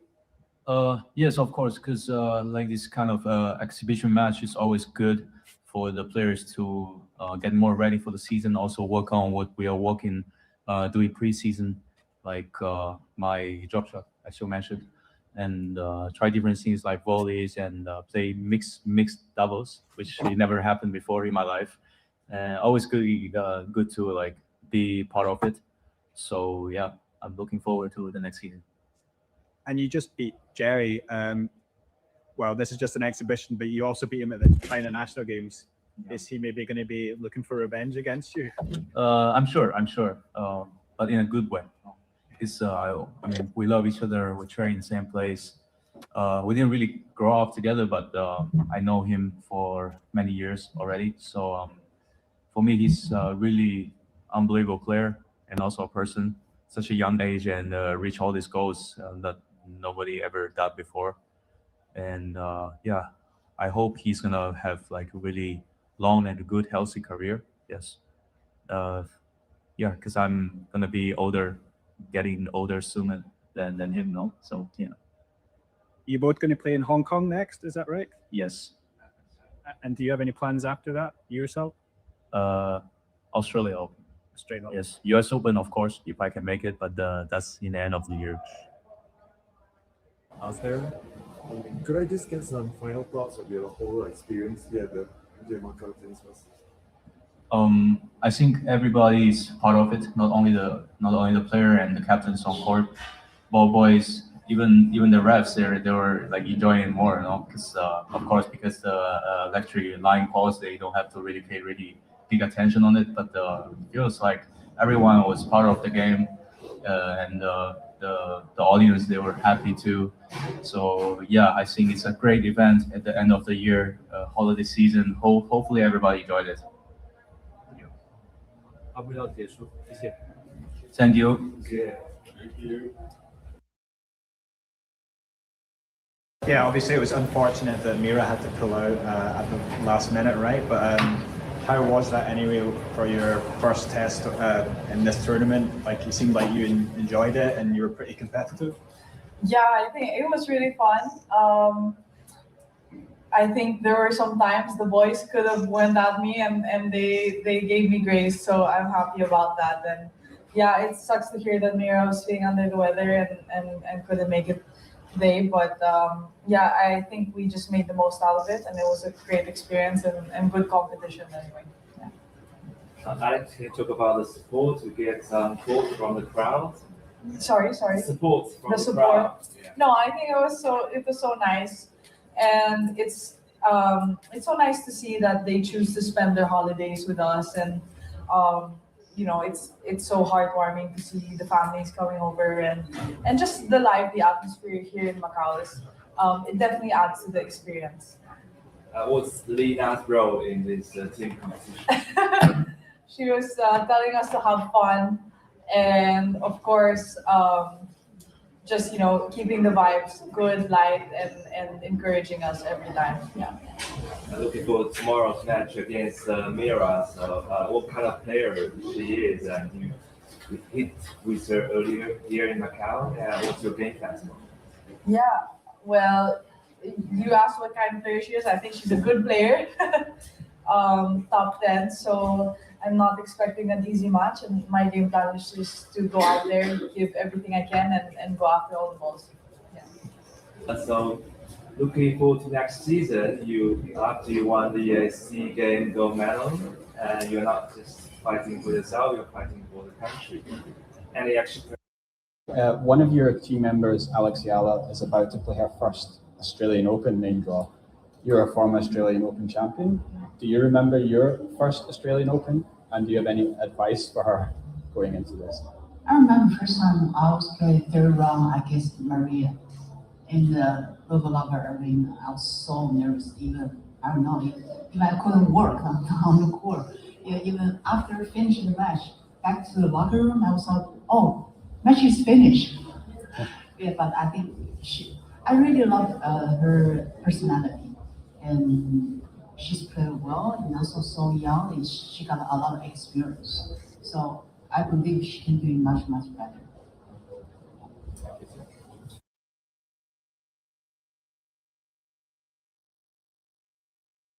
Tell us about your match earlier.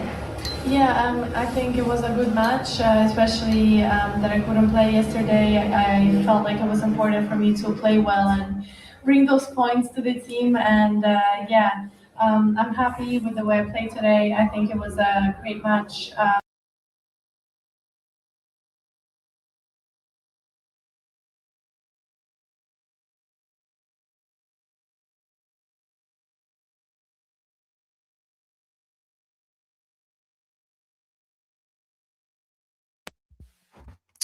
Hello, welcome back. So the third set is about to start between Zizou Bergs and Zhang Zhizhen. Yes, Zizou Bergs to serve. It's been an exciting match, both players taking respective tie breaks, and here we are. Zhang needing to win to save the tie for China. And Bergs, if he wins this set, will win the tie for Belgium. So we'll have to wait and see what happens here, but it's been an exciting one so far.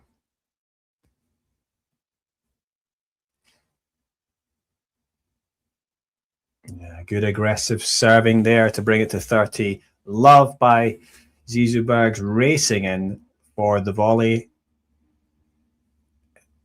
Such an aggressive game style. Exciting player is Zizou Bergs and having a great year. Let's see if he can back it up again with a win here.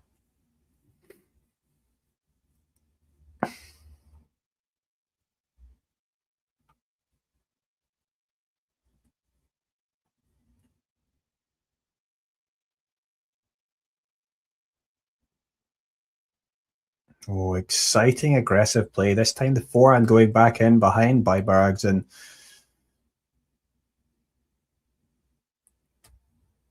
yeah, just certainly not shying away from, he's going to be still going for his shots for sure and keeping that aggression.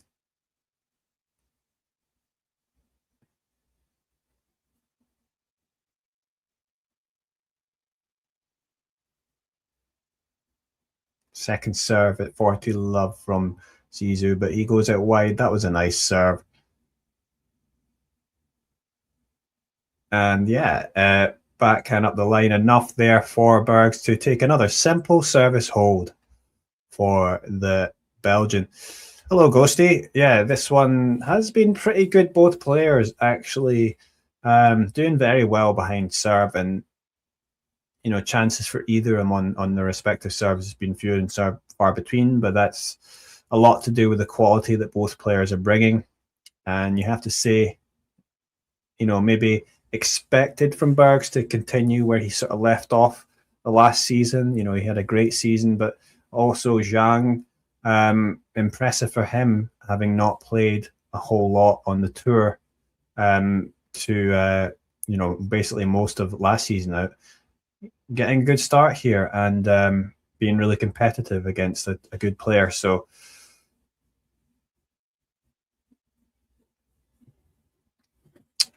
no, Zhang is still not fit, right? Which is a shame. So yeah, China's number one female player, unfortunately, is unable to compete at the moment, which is a bit of a shame. Zhu Lin played the first match and she lost fairly, it was a fairly convincing win for Elise Mertens, 6-2, 6-2. So yeah, it's all pressure now on Zhang to keep China in it before they go to the mixed doubles.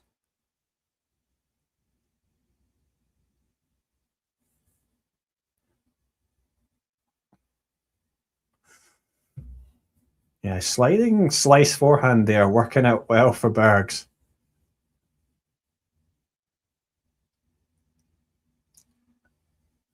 And interestingly, a few slices actually from Zhang causing trouble for Zizou. So I don't know if that's something that can maybe try and work in a bit more tactically, but maybe not always a good chance to do it. But oh, that was another aggression there coming into the net from the Belgian asking the question, and then it worked. I think it is quite fast, right? But I don't know how fast it is, but it seems fast to me, Ghosty, looking at the court.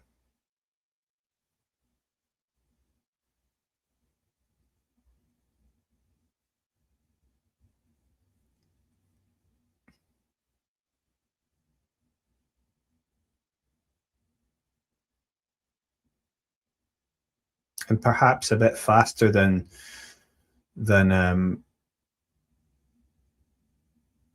what's it called? Perth, although I think that one's pretty quick, but I heard them saying that in night time it was slowed down quite a bit. It's so hot there during the day.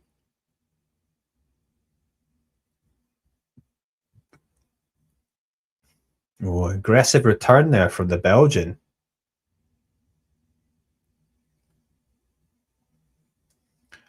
And if anything, he looks like even more fired up at the moment, Bergs, after losing that second set.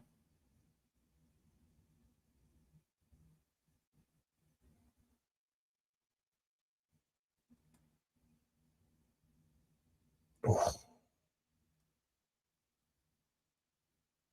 Second serve for the Chinese player. Let's see what Zizou does here. He tries to go aggressive, but it hits the tape, but it's still in. We're in a bit of a rally. Aggression now from the Belgian player.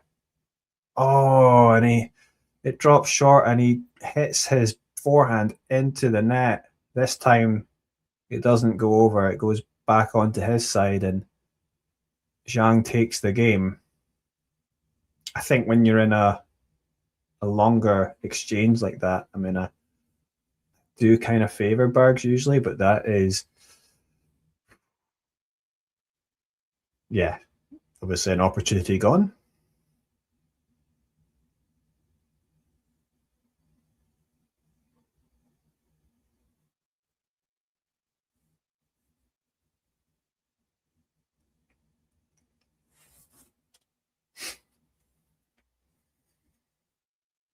Yonex. Talking about Yonex, who else was it? Someone else switched to a Yonex recently. Was it a female player? I can't remember. We were talking about that. Yonex is all the rage now. I mean,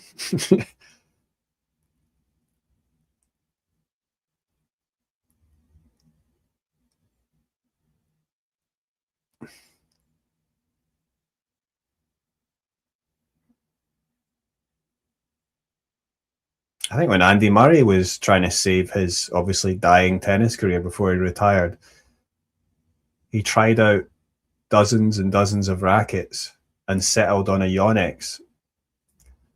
So, you know, he'd always had a head racket or, you know, whatever racket he'd had throughout his career and then switched to a Yonex. I had a Yonex for a bit. And I still got a Yonex actually, but I didn't like it and switched back to my Babolat, which I still use when I do play.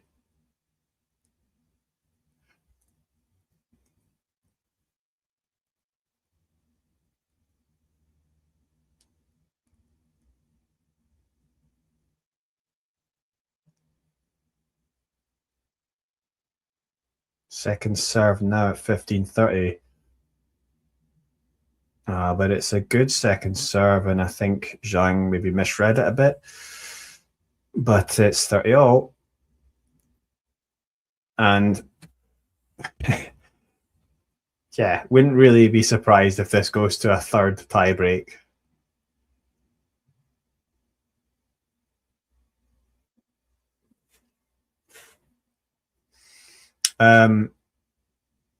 Christmas is a thing here in Korea, and it's a big thing in Scotland. Not as big in Korea. In Korea, it's you get the one day off, and it's like not as huge. Weirdly, actually, in Korea, you know, obviously in Western countries, it's a big family event, and it's a long sort of holiday, extended holiday. Whereas here, it's fairly short thing. You do get it is a holiday, but it's weirdly it's also a thing for couples. It's like a couples day. So yeah, I don't know why that is, but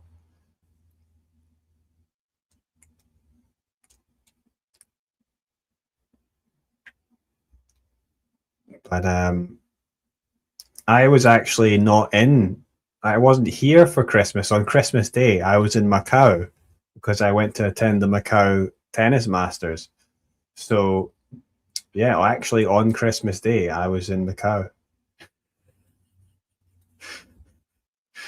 Yeah, it is a bit odd, right, Ghosty? But yeah, Macau was nice on Christmas. There's definitely more of a Christmas vibe there.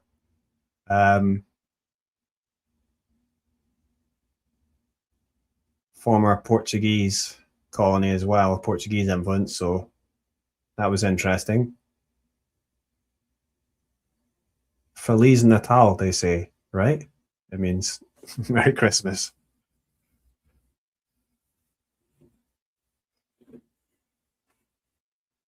Anyway, we're now in the new year.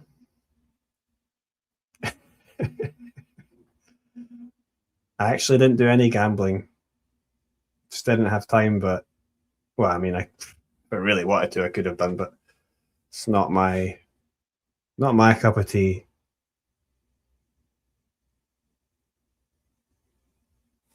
Saw them though; they got some really grand hotels and casinos there. So yeah, Macau famous for its gambling. I went for tennis. Ooh. Zhang against Bergs, China against Belgium.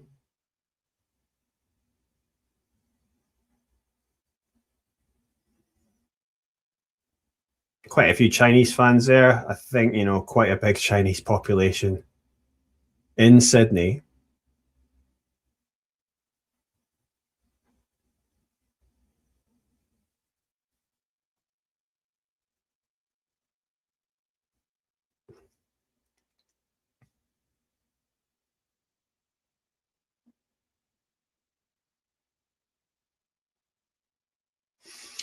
Hong Kong does indeed have a women's tournament. As you mentioned, they have a WTA 250 tournament, and it's actually twice been voted WTA 250 of the year. So, last year and the year before, I didn't go to the women's tournament, but I attended the men's tournament, and that was really good. So they know how to run a tournament in Hong Kong. Only got the 250, but I think even when I was in the men's tournament, some of the players said that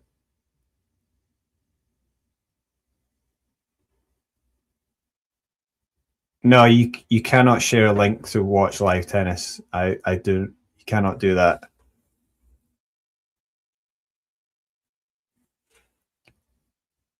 That's a good question, Ghosty. I think that I can't remember at the moment because that particular award actually is voted on by the players. So it's more about how the tournaments run, the hospitality and organization, and the atmosphere and that kind of stuff from their point of view.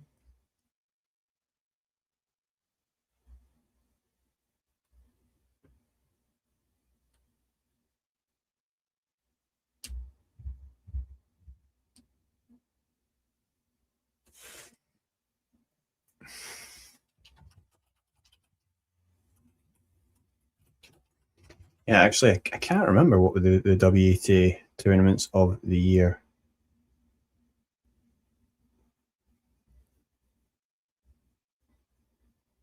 Oh, lovely little drop shot there from Zhang Zhizhen.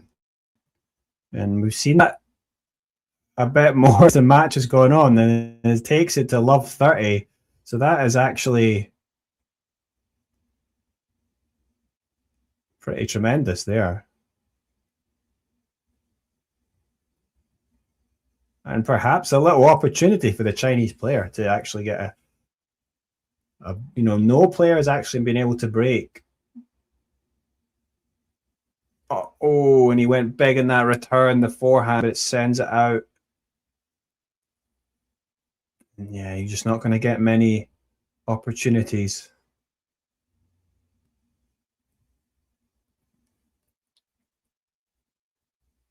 Fernley v Sweeney.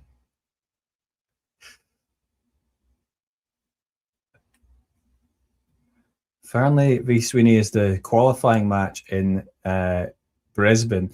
Jacob Fernley, he's a guy who grew up in Scotland, which is where I grew up as well. And I'd like to see him do well, but unfortunately he's had some struggles since he made it onto the main tour.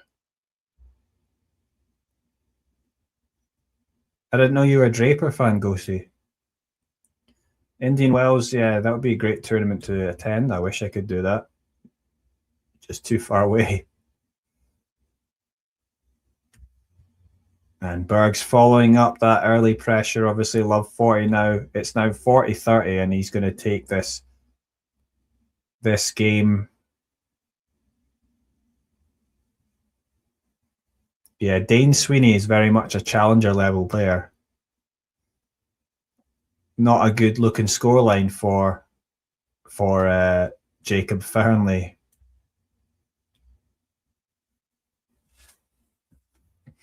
Zizou Bergs holding on.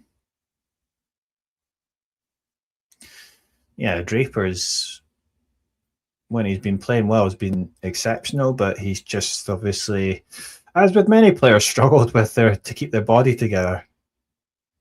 And it sounds like he had bone bruising. So that's obviously,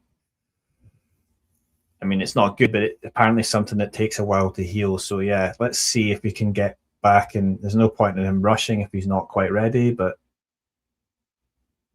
yeah, let's see if we can. I mean, Indian Wells would be a good time for him to start again, wouldn't it? We know he's out of Australia. He was actually supposed to play in the Macau tournament that I attended, but unfortunately couldn't, and was replaced by Hugo Umber. At least they got another lefty in. You were asking about the tournaments of the year. We got it up here. I mean, 250 there. You can see Hong Kong won the 250 tournament of the year. The 500 tournament of the year was Charleston. Remember, this is from the point of view of the players. And the number one WTA 1000 tournament was Cincinnati.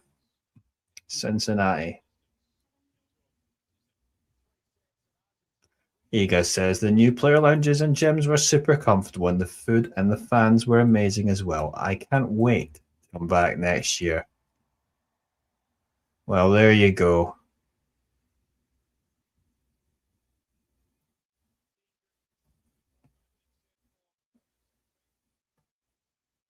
Look at that. You can see, look at that, Jacob Fernley, I guess Sweeney there. But let's go back to this one. Replaced by who? Hugo Humbert, the French player.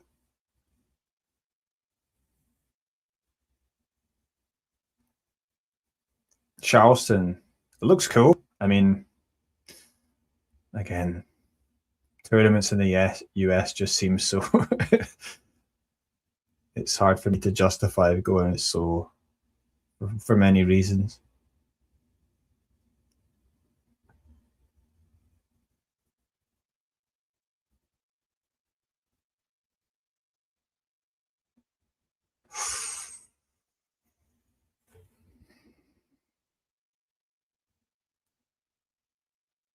I go say Damien, I don't know about his situation other than what's been shared online. I know that he had a transplant and that's happened. So, and that's it. That's all I know. He's recovering. I just hope he's doing okay.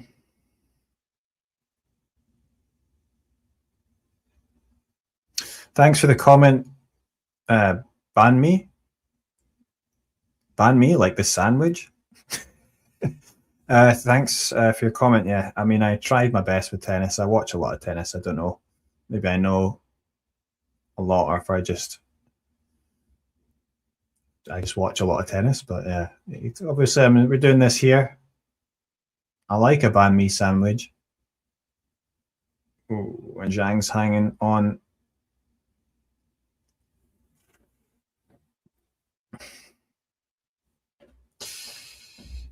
Yeah, that's kind of a shocking thing. I mean, obviously,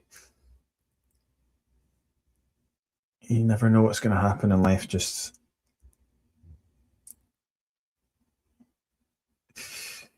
Is Vietnamese food underrated?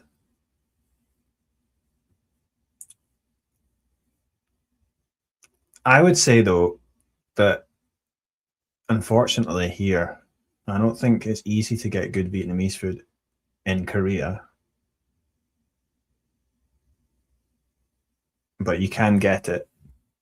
Oh, and that's the backhand up the line there from Bergs. The passing shot takes it to 40 all. I like the pho noodles.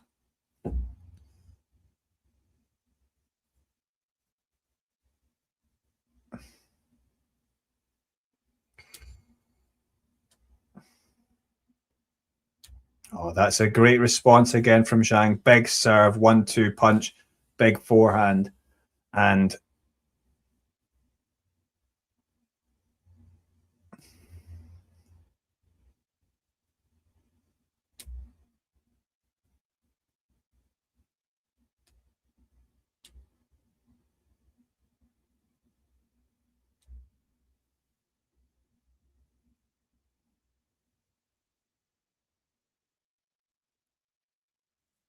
oh, this time it is Zhang coming forward and performing admirably at the net, finishing off with a little volley, reading the plays well. And this match is heating up, if anything. And you like to see that.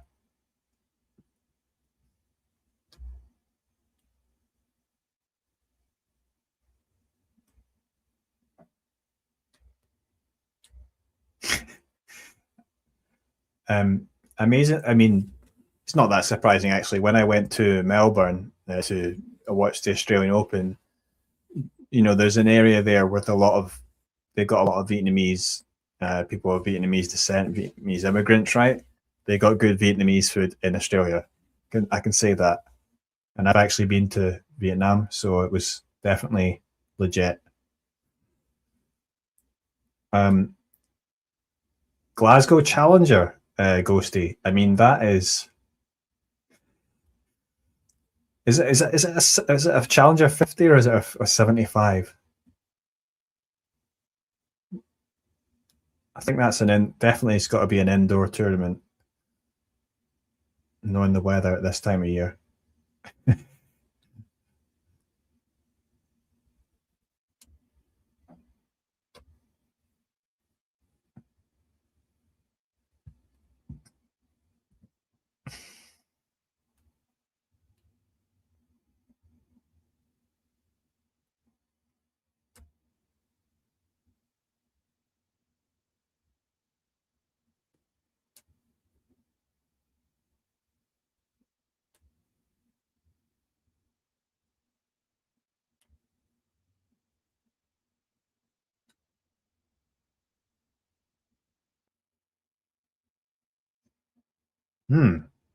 You're giving me some answers, some ideas, Ban Me.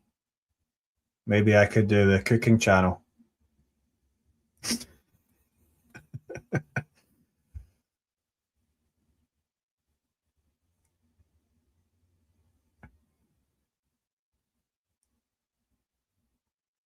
Ah, nice. Rotisserie chicken. I like that as well.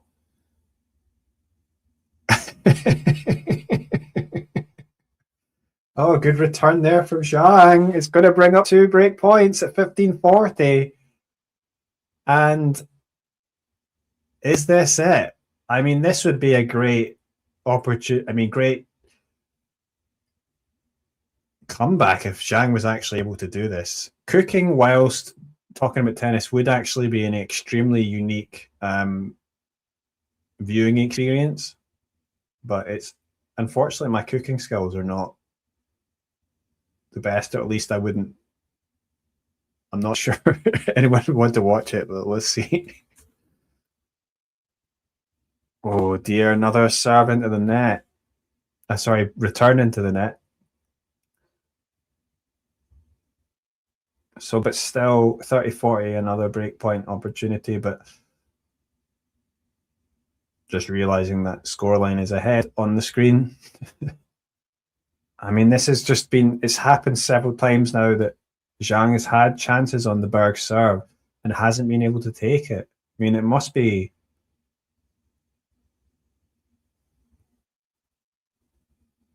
Oh, great from Bergs at the net.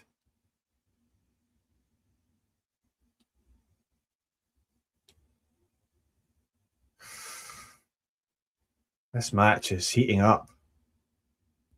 But it must be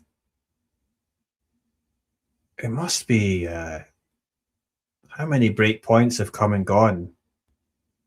8 or 9 break okay, 0 out of 7 for Zhang. I love pickled ginger slices like they have in the Japanese restaurants. I would definitely be into making that.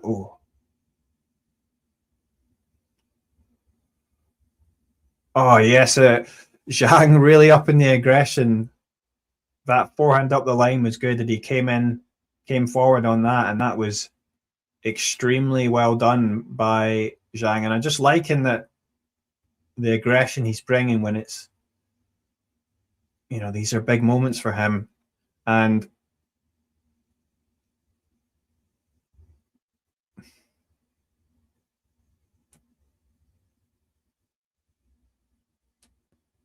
advantage Zhang, can you do it? Oh, big serve down the tee though from the Belgian, and again another good response, and it's back to juice.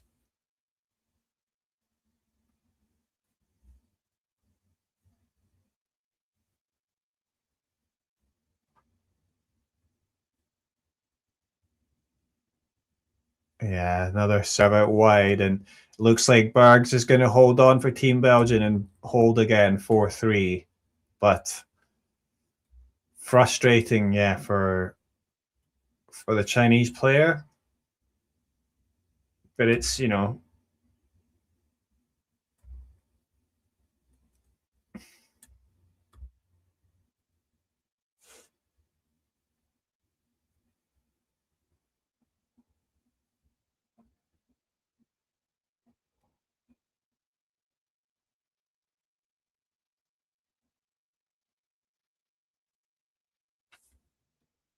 wow, again.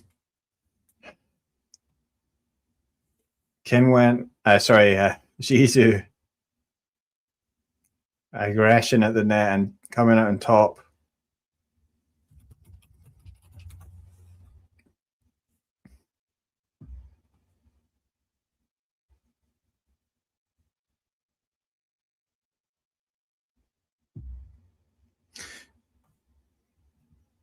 Yeah, so someone asking about the exhibition game. I didn't realize Zhang and Rybakina were playing.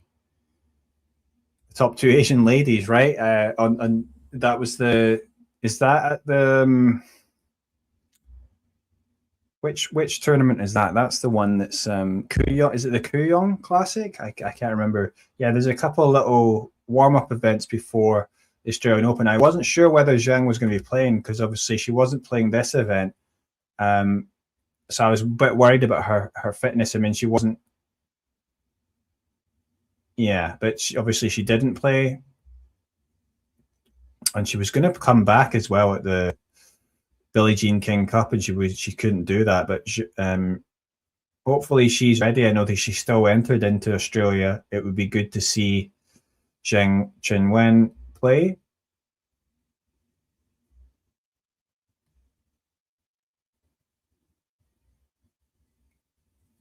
Oh, is it Melbourne? Okay.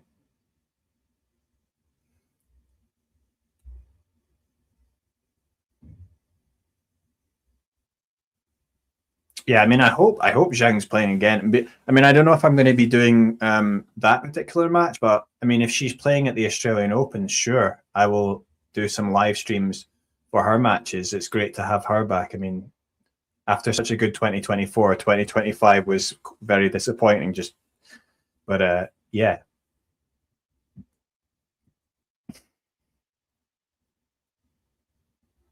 And yeah, I mean, it's Chinese tennis 2025 was really disappointing given how much success they've had lately. But Yeah, maybe this is the year where things all come together. Let's see. Rybakina, it's going to be interesting to see if she's able to build on that WTA final success.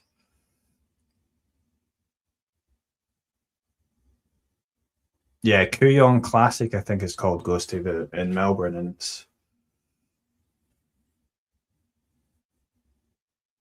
Wu Yibing. He played at that event in Macau, and he's playing in Hong Kong, so he's looking good. I think he won his 2 matches in that exhibition, and he looked very good, even though it's an exhibition. But he looked very strong.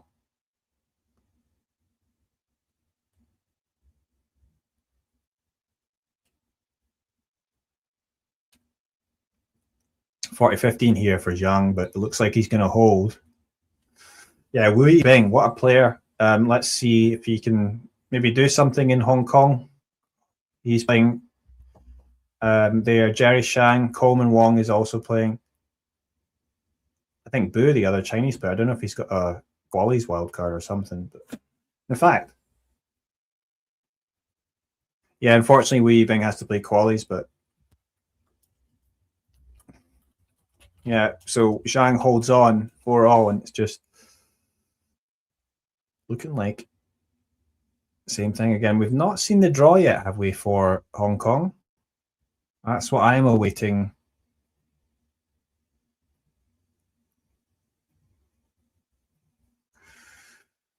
Coleman also playing doubles alongside Gabriel Diallo in Hong Kong. Oh.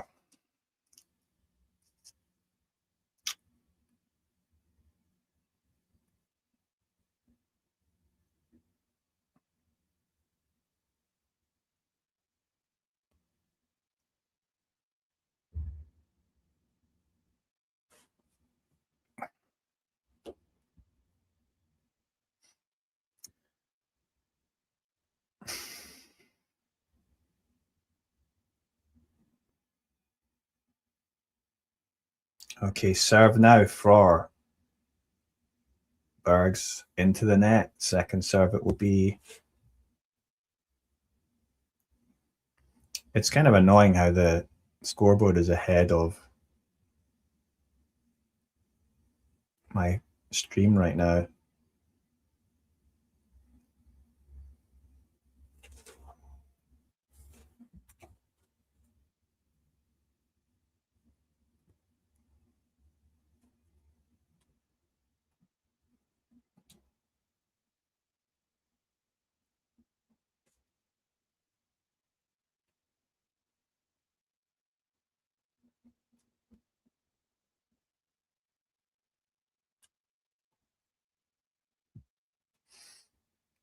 .30 love. Served down the tee by the Belgian, beautifully executed. And we're definitely heading back to a tie break, aren't we? Zizou Bergs has hit 14 aces. Zhang has hit 11.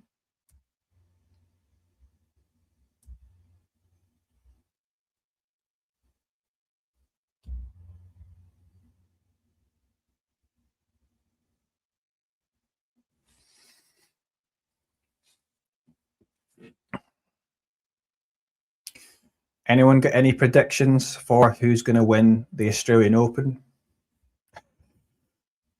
Maybe it's a bit more interesting on the women's side. I think it's only going to be 1 or 2 guys on the men's side. But who knows?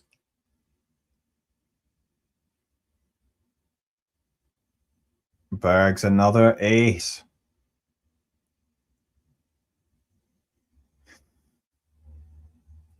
Ooh, Naomi should not get a good start in this event in United Cup. She lost to Maria Sakkari. Serve was wobbly.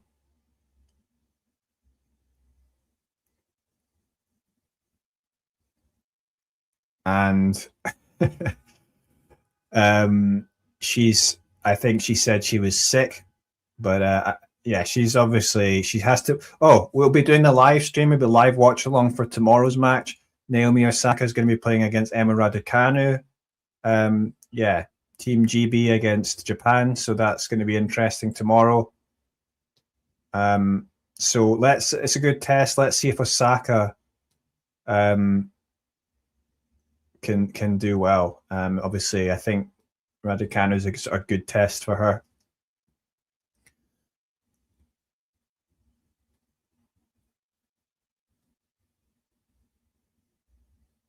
I think no, but Osaka last year she got to the final in Auckland, but then had a back problem and retired. And then she played the Australian Open and had to retire against, was it Bencic? So, and yeah, so that was the worry, was that she didn't really seem to be building form and fitness. So she ended up having a good year though. Yeah, Emma's maybe, I think with Naomi's style, I think it's not too bad for Emma. But we'll have to see, obviously, the way Osaka's been playing. She's going to have to serve much better than she did, and then maybe she's going to have a chance against Emma. But let's see. I think either player, they're both players that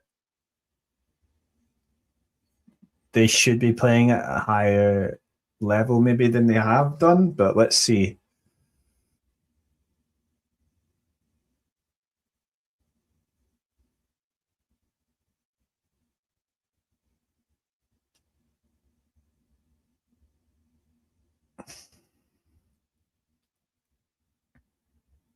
Well, it's a backhand error there, dragging that wide from Bergs. He looks in anguish there, but it's 15-love to Zhang.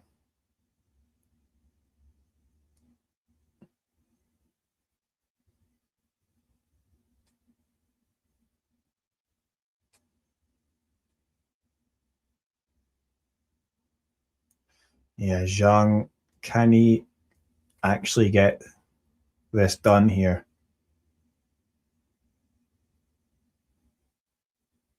Maybe he can carry the momentum of a good result like that, and it would be a great result forward into the Australian Open.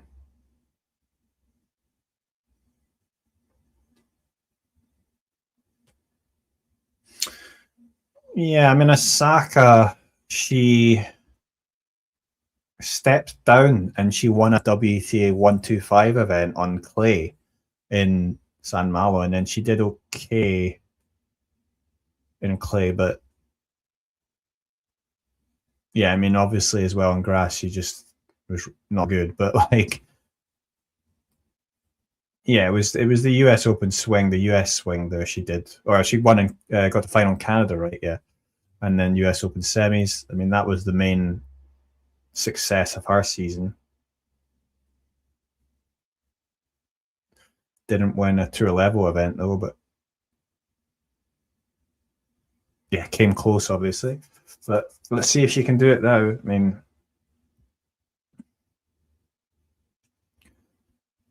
definitely has one of the most exciting games on the tour. So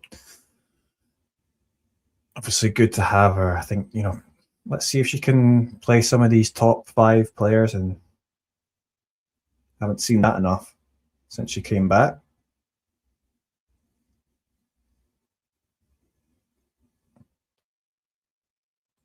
Yeah, I didn't execute that particularly well there, Zhang, but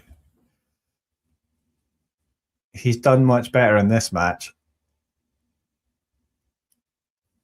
But is he going to hold on? I think he is at 40-30. Triple Z.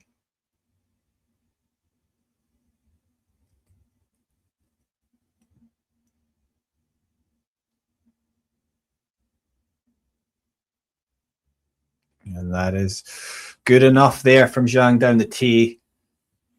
Bergs return into the net, and it's 5-all. Let's see if Zhang, you might bring out some aggression here to try and get the break. I mean, he's going to have to. I think if he is going to break in.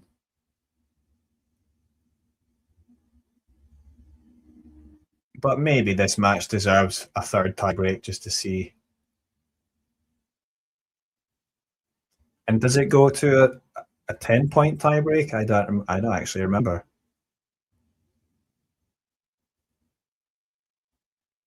Or just a normal tiebreak. But let's see.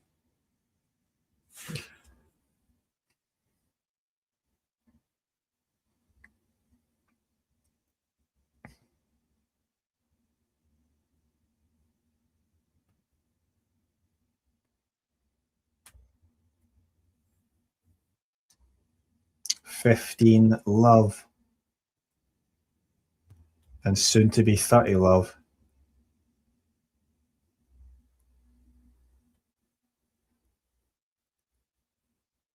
Yeah, both players just looking so comfortable. I mean, it's nice to be able to have a match like this, you know, obviously with doubts a bit about for Zhang maybe because he hasn't played so many matches, but both players looking pretty good and,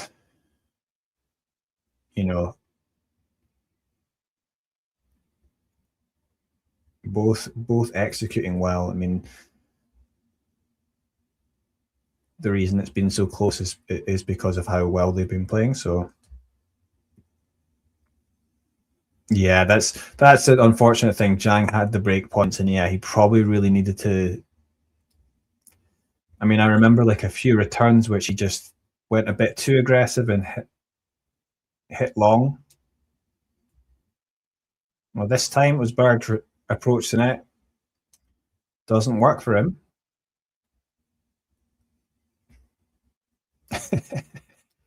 Ghosty. I mean, is it Brussels? Maybe. Maybe Bruges is better.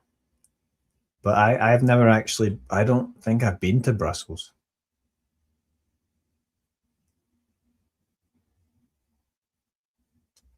In fact, yeah, I think I've just driven through Belgium. I never actually spent any time in the country.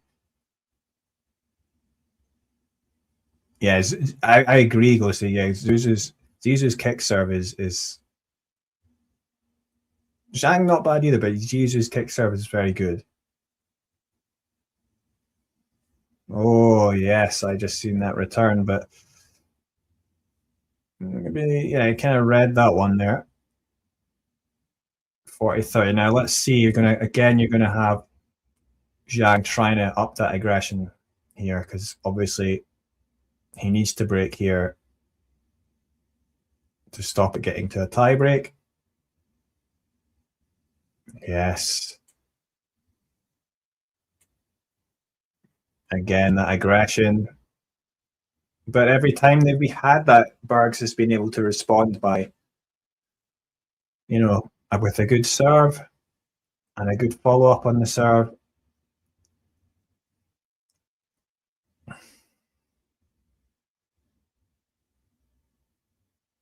Yeah, another good serve, wasn't it?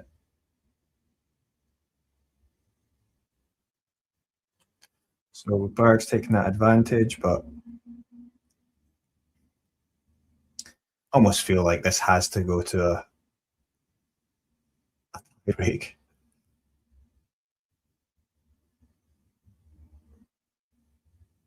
Oh. Oh, beautiful touch there from Zhang Zhizhen. Amazing little drop volley.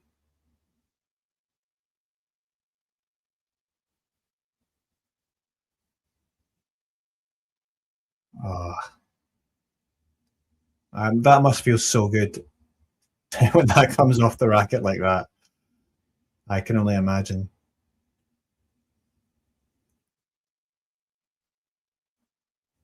And Zhang's going to have a chance. Is he going to be able to break here? Juice. He's going to get an advantage.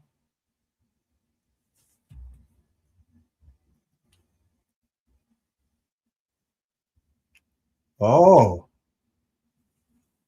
The error there from Zizou Bergs. Can he take this break point number 9? Eric points out.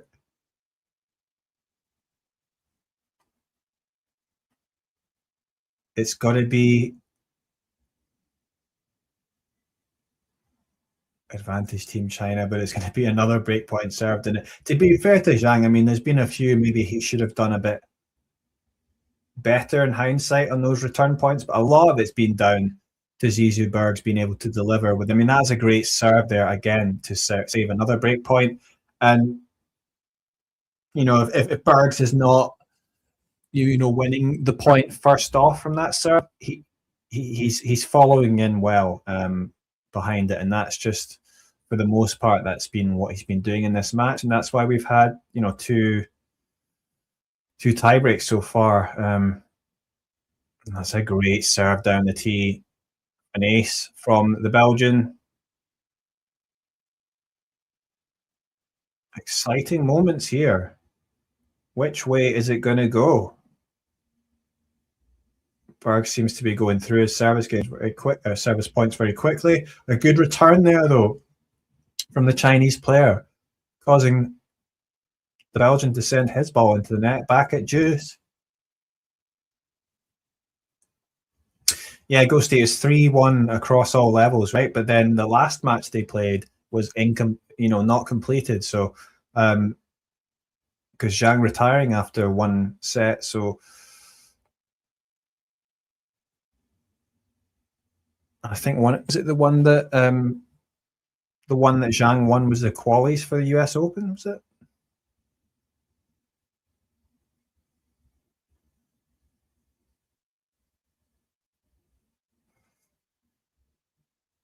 Oh, a bit of an extended rally here. Oh, Zhang using the slice there. Oh, and it does draw the air for Bergs. It's advantage China. And I was thinking whether that might be a good tactic. He did decide to adopt that backhand slice. It went deep. Bergs responded by trying to go big on that forehand, but he sends it long.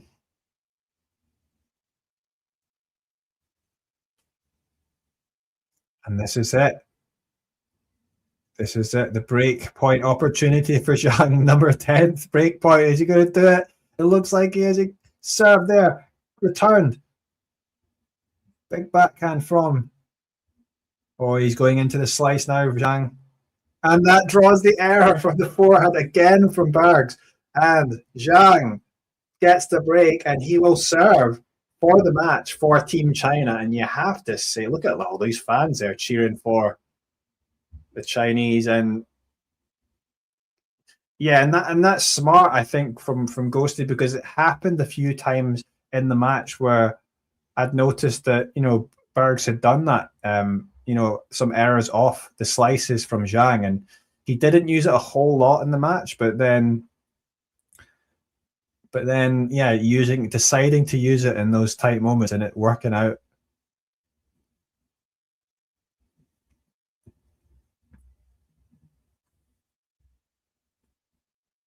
Yeah, decent turnout there. I mean, obviously each nation it's not Australia, so but yeah, good turnout there. And I mean, I think if I lived in Sydney, I might turn up to one of these events, some of these matches if I lived there, even if I'm neutral.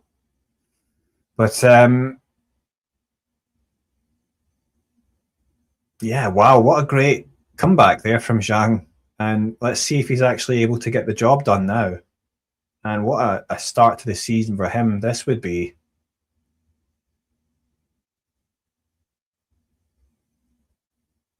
As we're coming up on 3 hours now in this stream. Thanks for still watching. We got... no, I mean, I'm not like... I supporting either nation, right? I mean, I'm not Chinese or Belgian, but it would still be kind of fun to go to an event like this, even if you know what I mean. But no, I mean, I can't say I'm neutral here, because I would maybe like Zhang to win because of his following Asian tennis, but I like him as a player, and obviously he's had time out injured. And this is a great chance for him to get back on track. Oh, great serve down the tee. Superb stuff there from Zhang Zhizhen.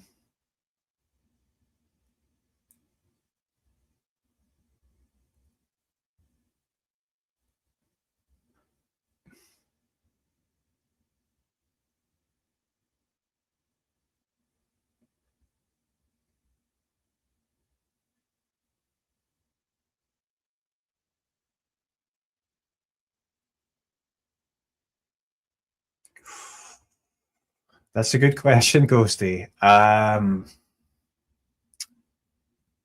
not a massive Laver Cup fan, so I'd probably choose Davis Cup, I think. But yeah, Davis Cup means more, I think.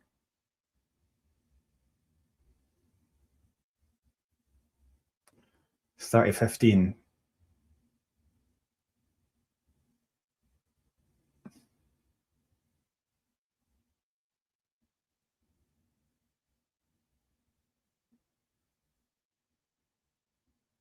Good serve down the middle there from Zhang. It's 40-15. We'll turn it off there. What's going to happen?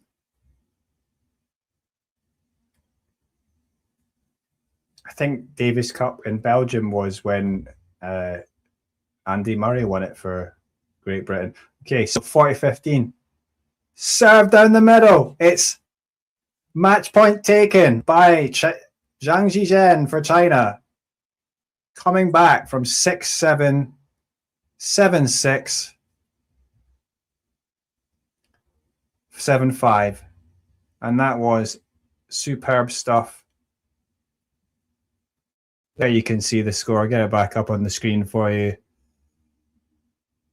Tremendous victory from the Chinese player. China's highest ever ranked ATP player. Been up at 31 in the world, now down at 400 or so because of injuries. But he comes back and plays a superb match to take out a player who's been playing very well, Zizou Bergs, coming back from behind. And you have to say, very well done from the Chinese player, and makes me excited about how he's going to do going forward.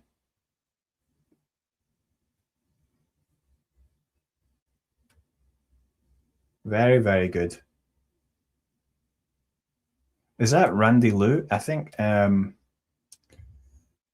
the Chinese team, obviously, I think he's coaching now. I guess he's coaching Zhang.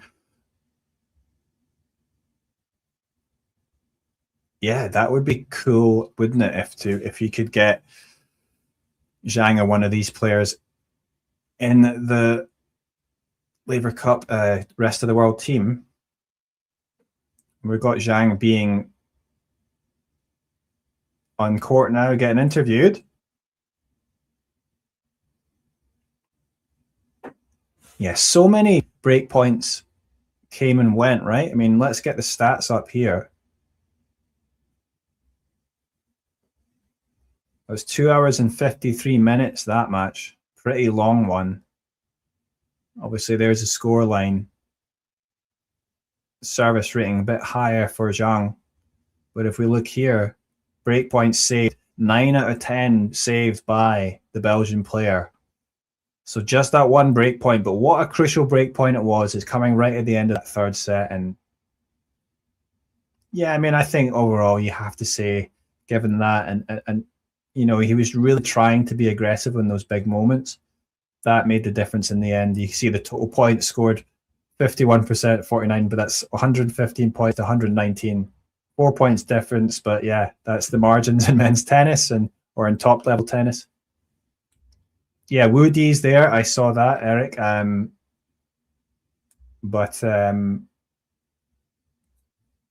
Yeah, 4-all actually. Fernley and Sweeney.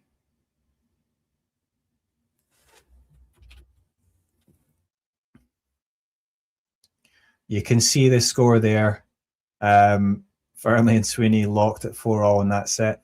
Yeah, great match there for Zhang Zhizhen. Great to see him back. And there you go. You can see the score there. Tremendous. 6-7, 7-6, 7-5. And let's see how he does next. I mean, I might have to do a live stream for his next match, because in this evidence, he's looking very, very good. Thanks for joining this this stream.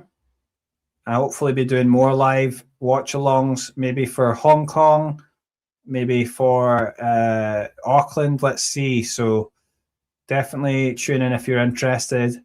Thanks for watching, and I'll see you later.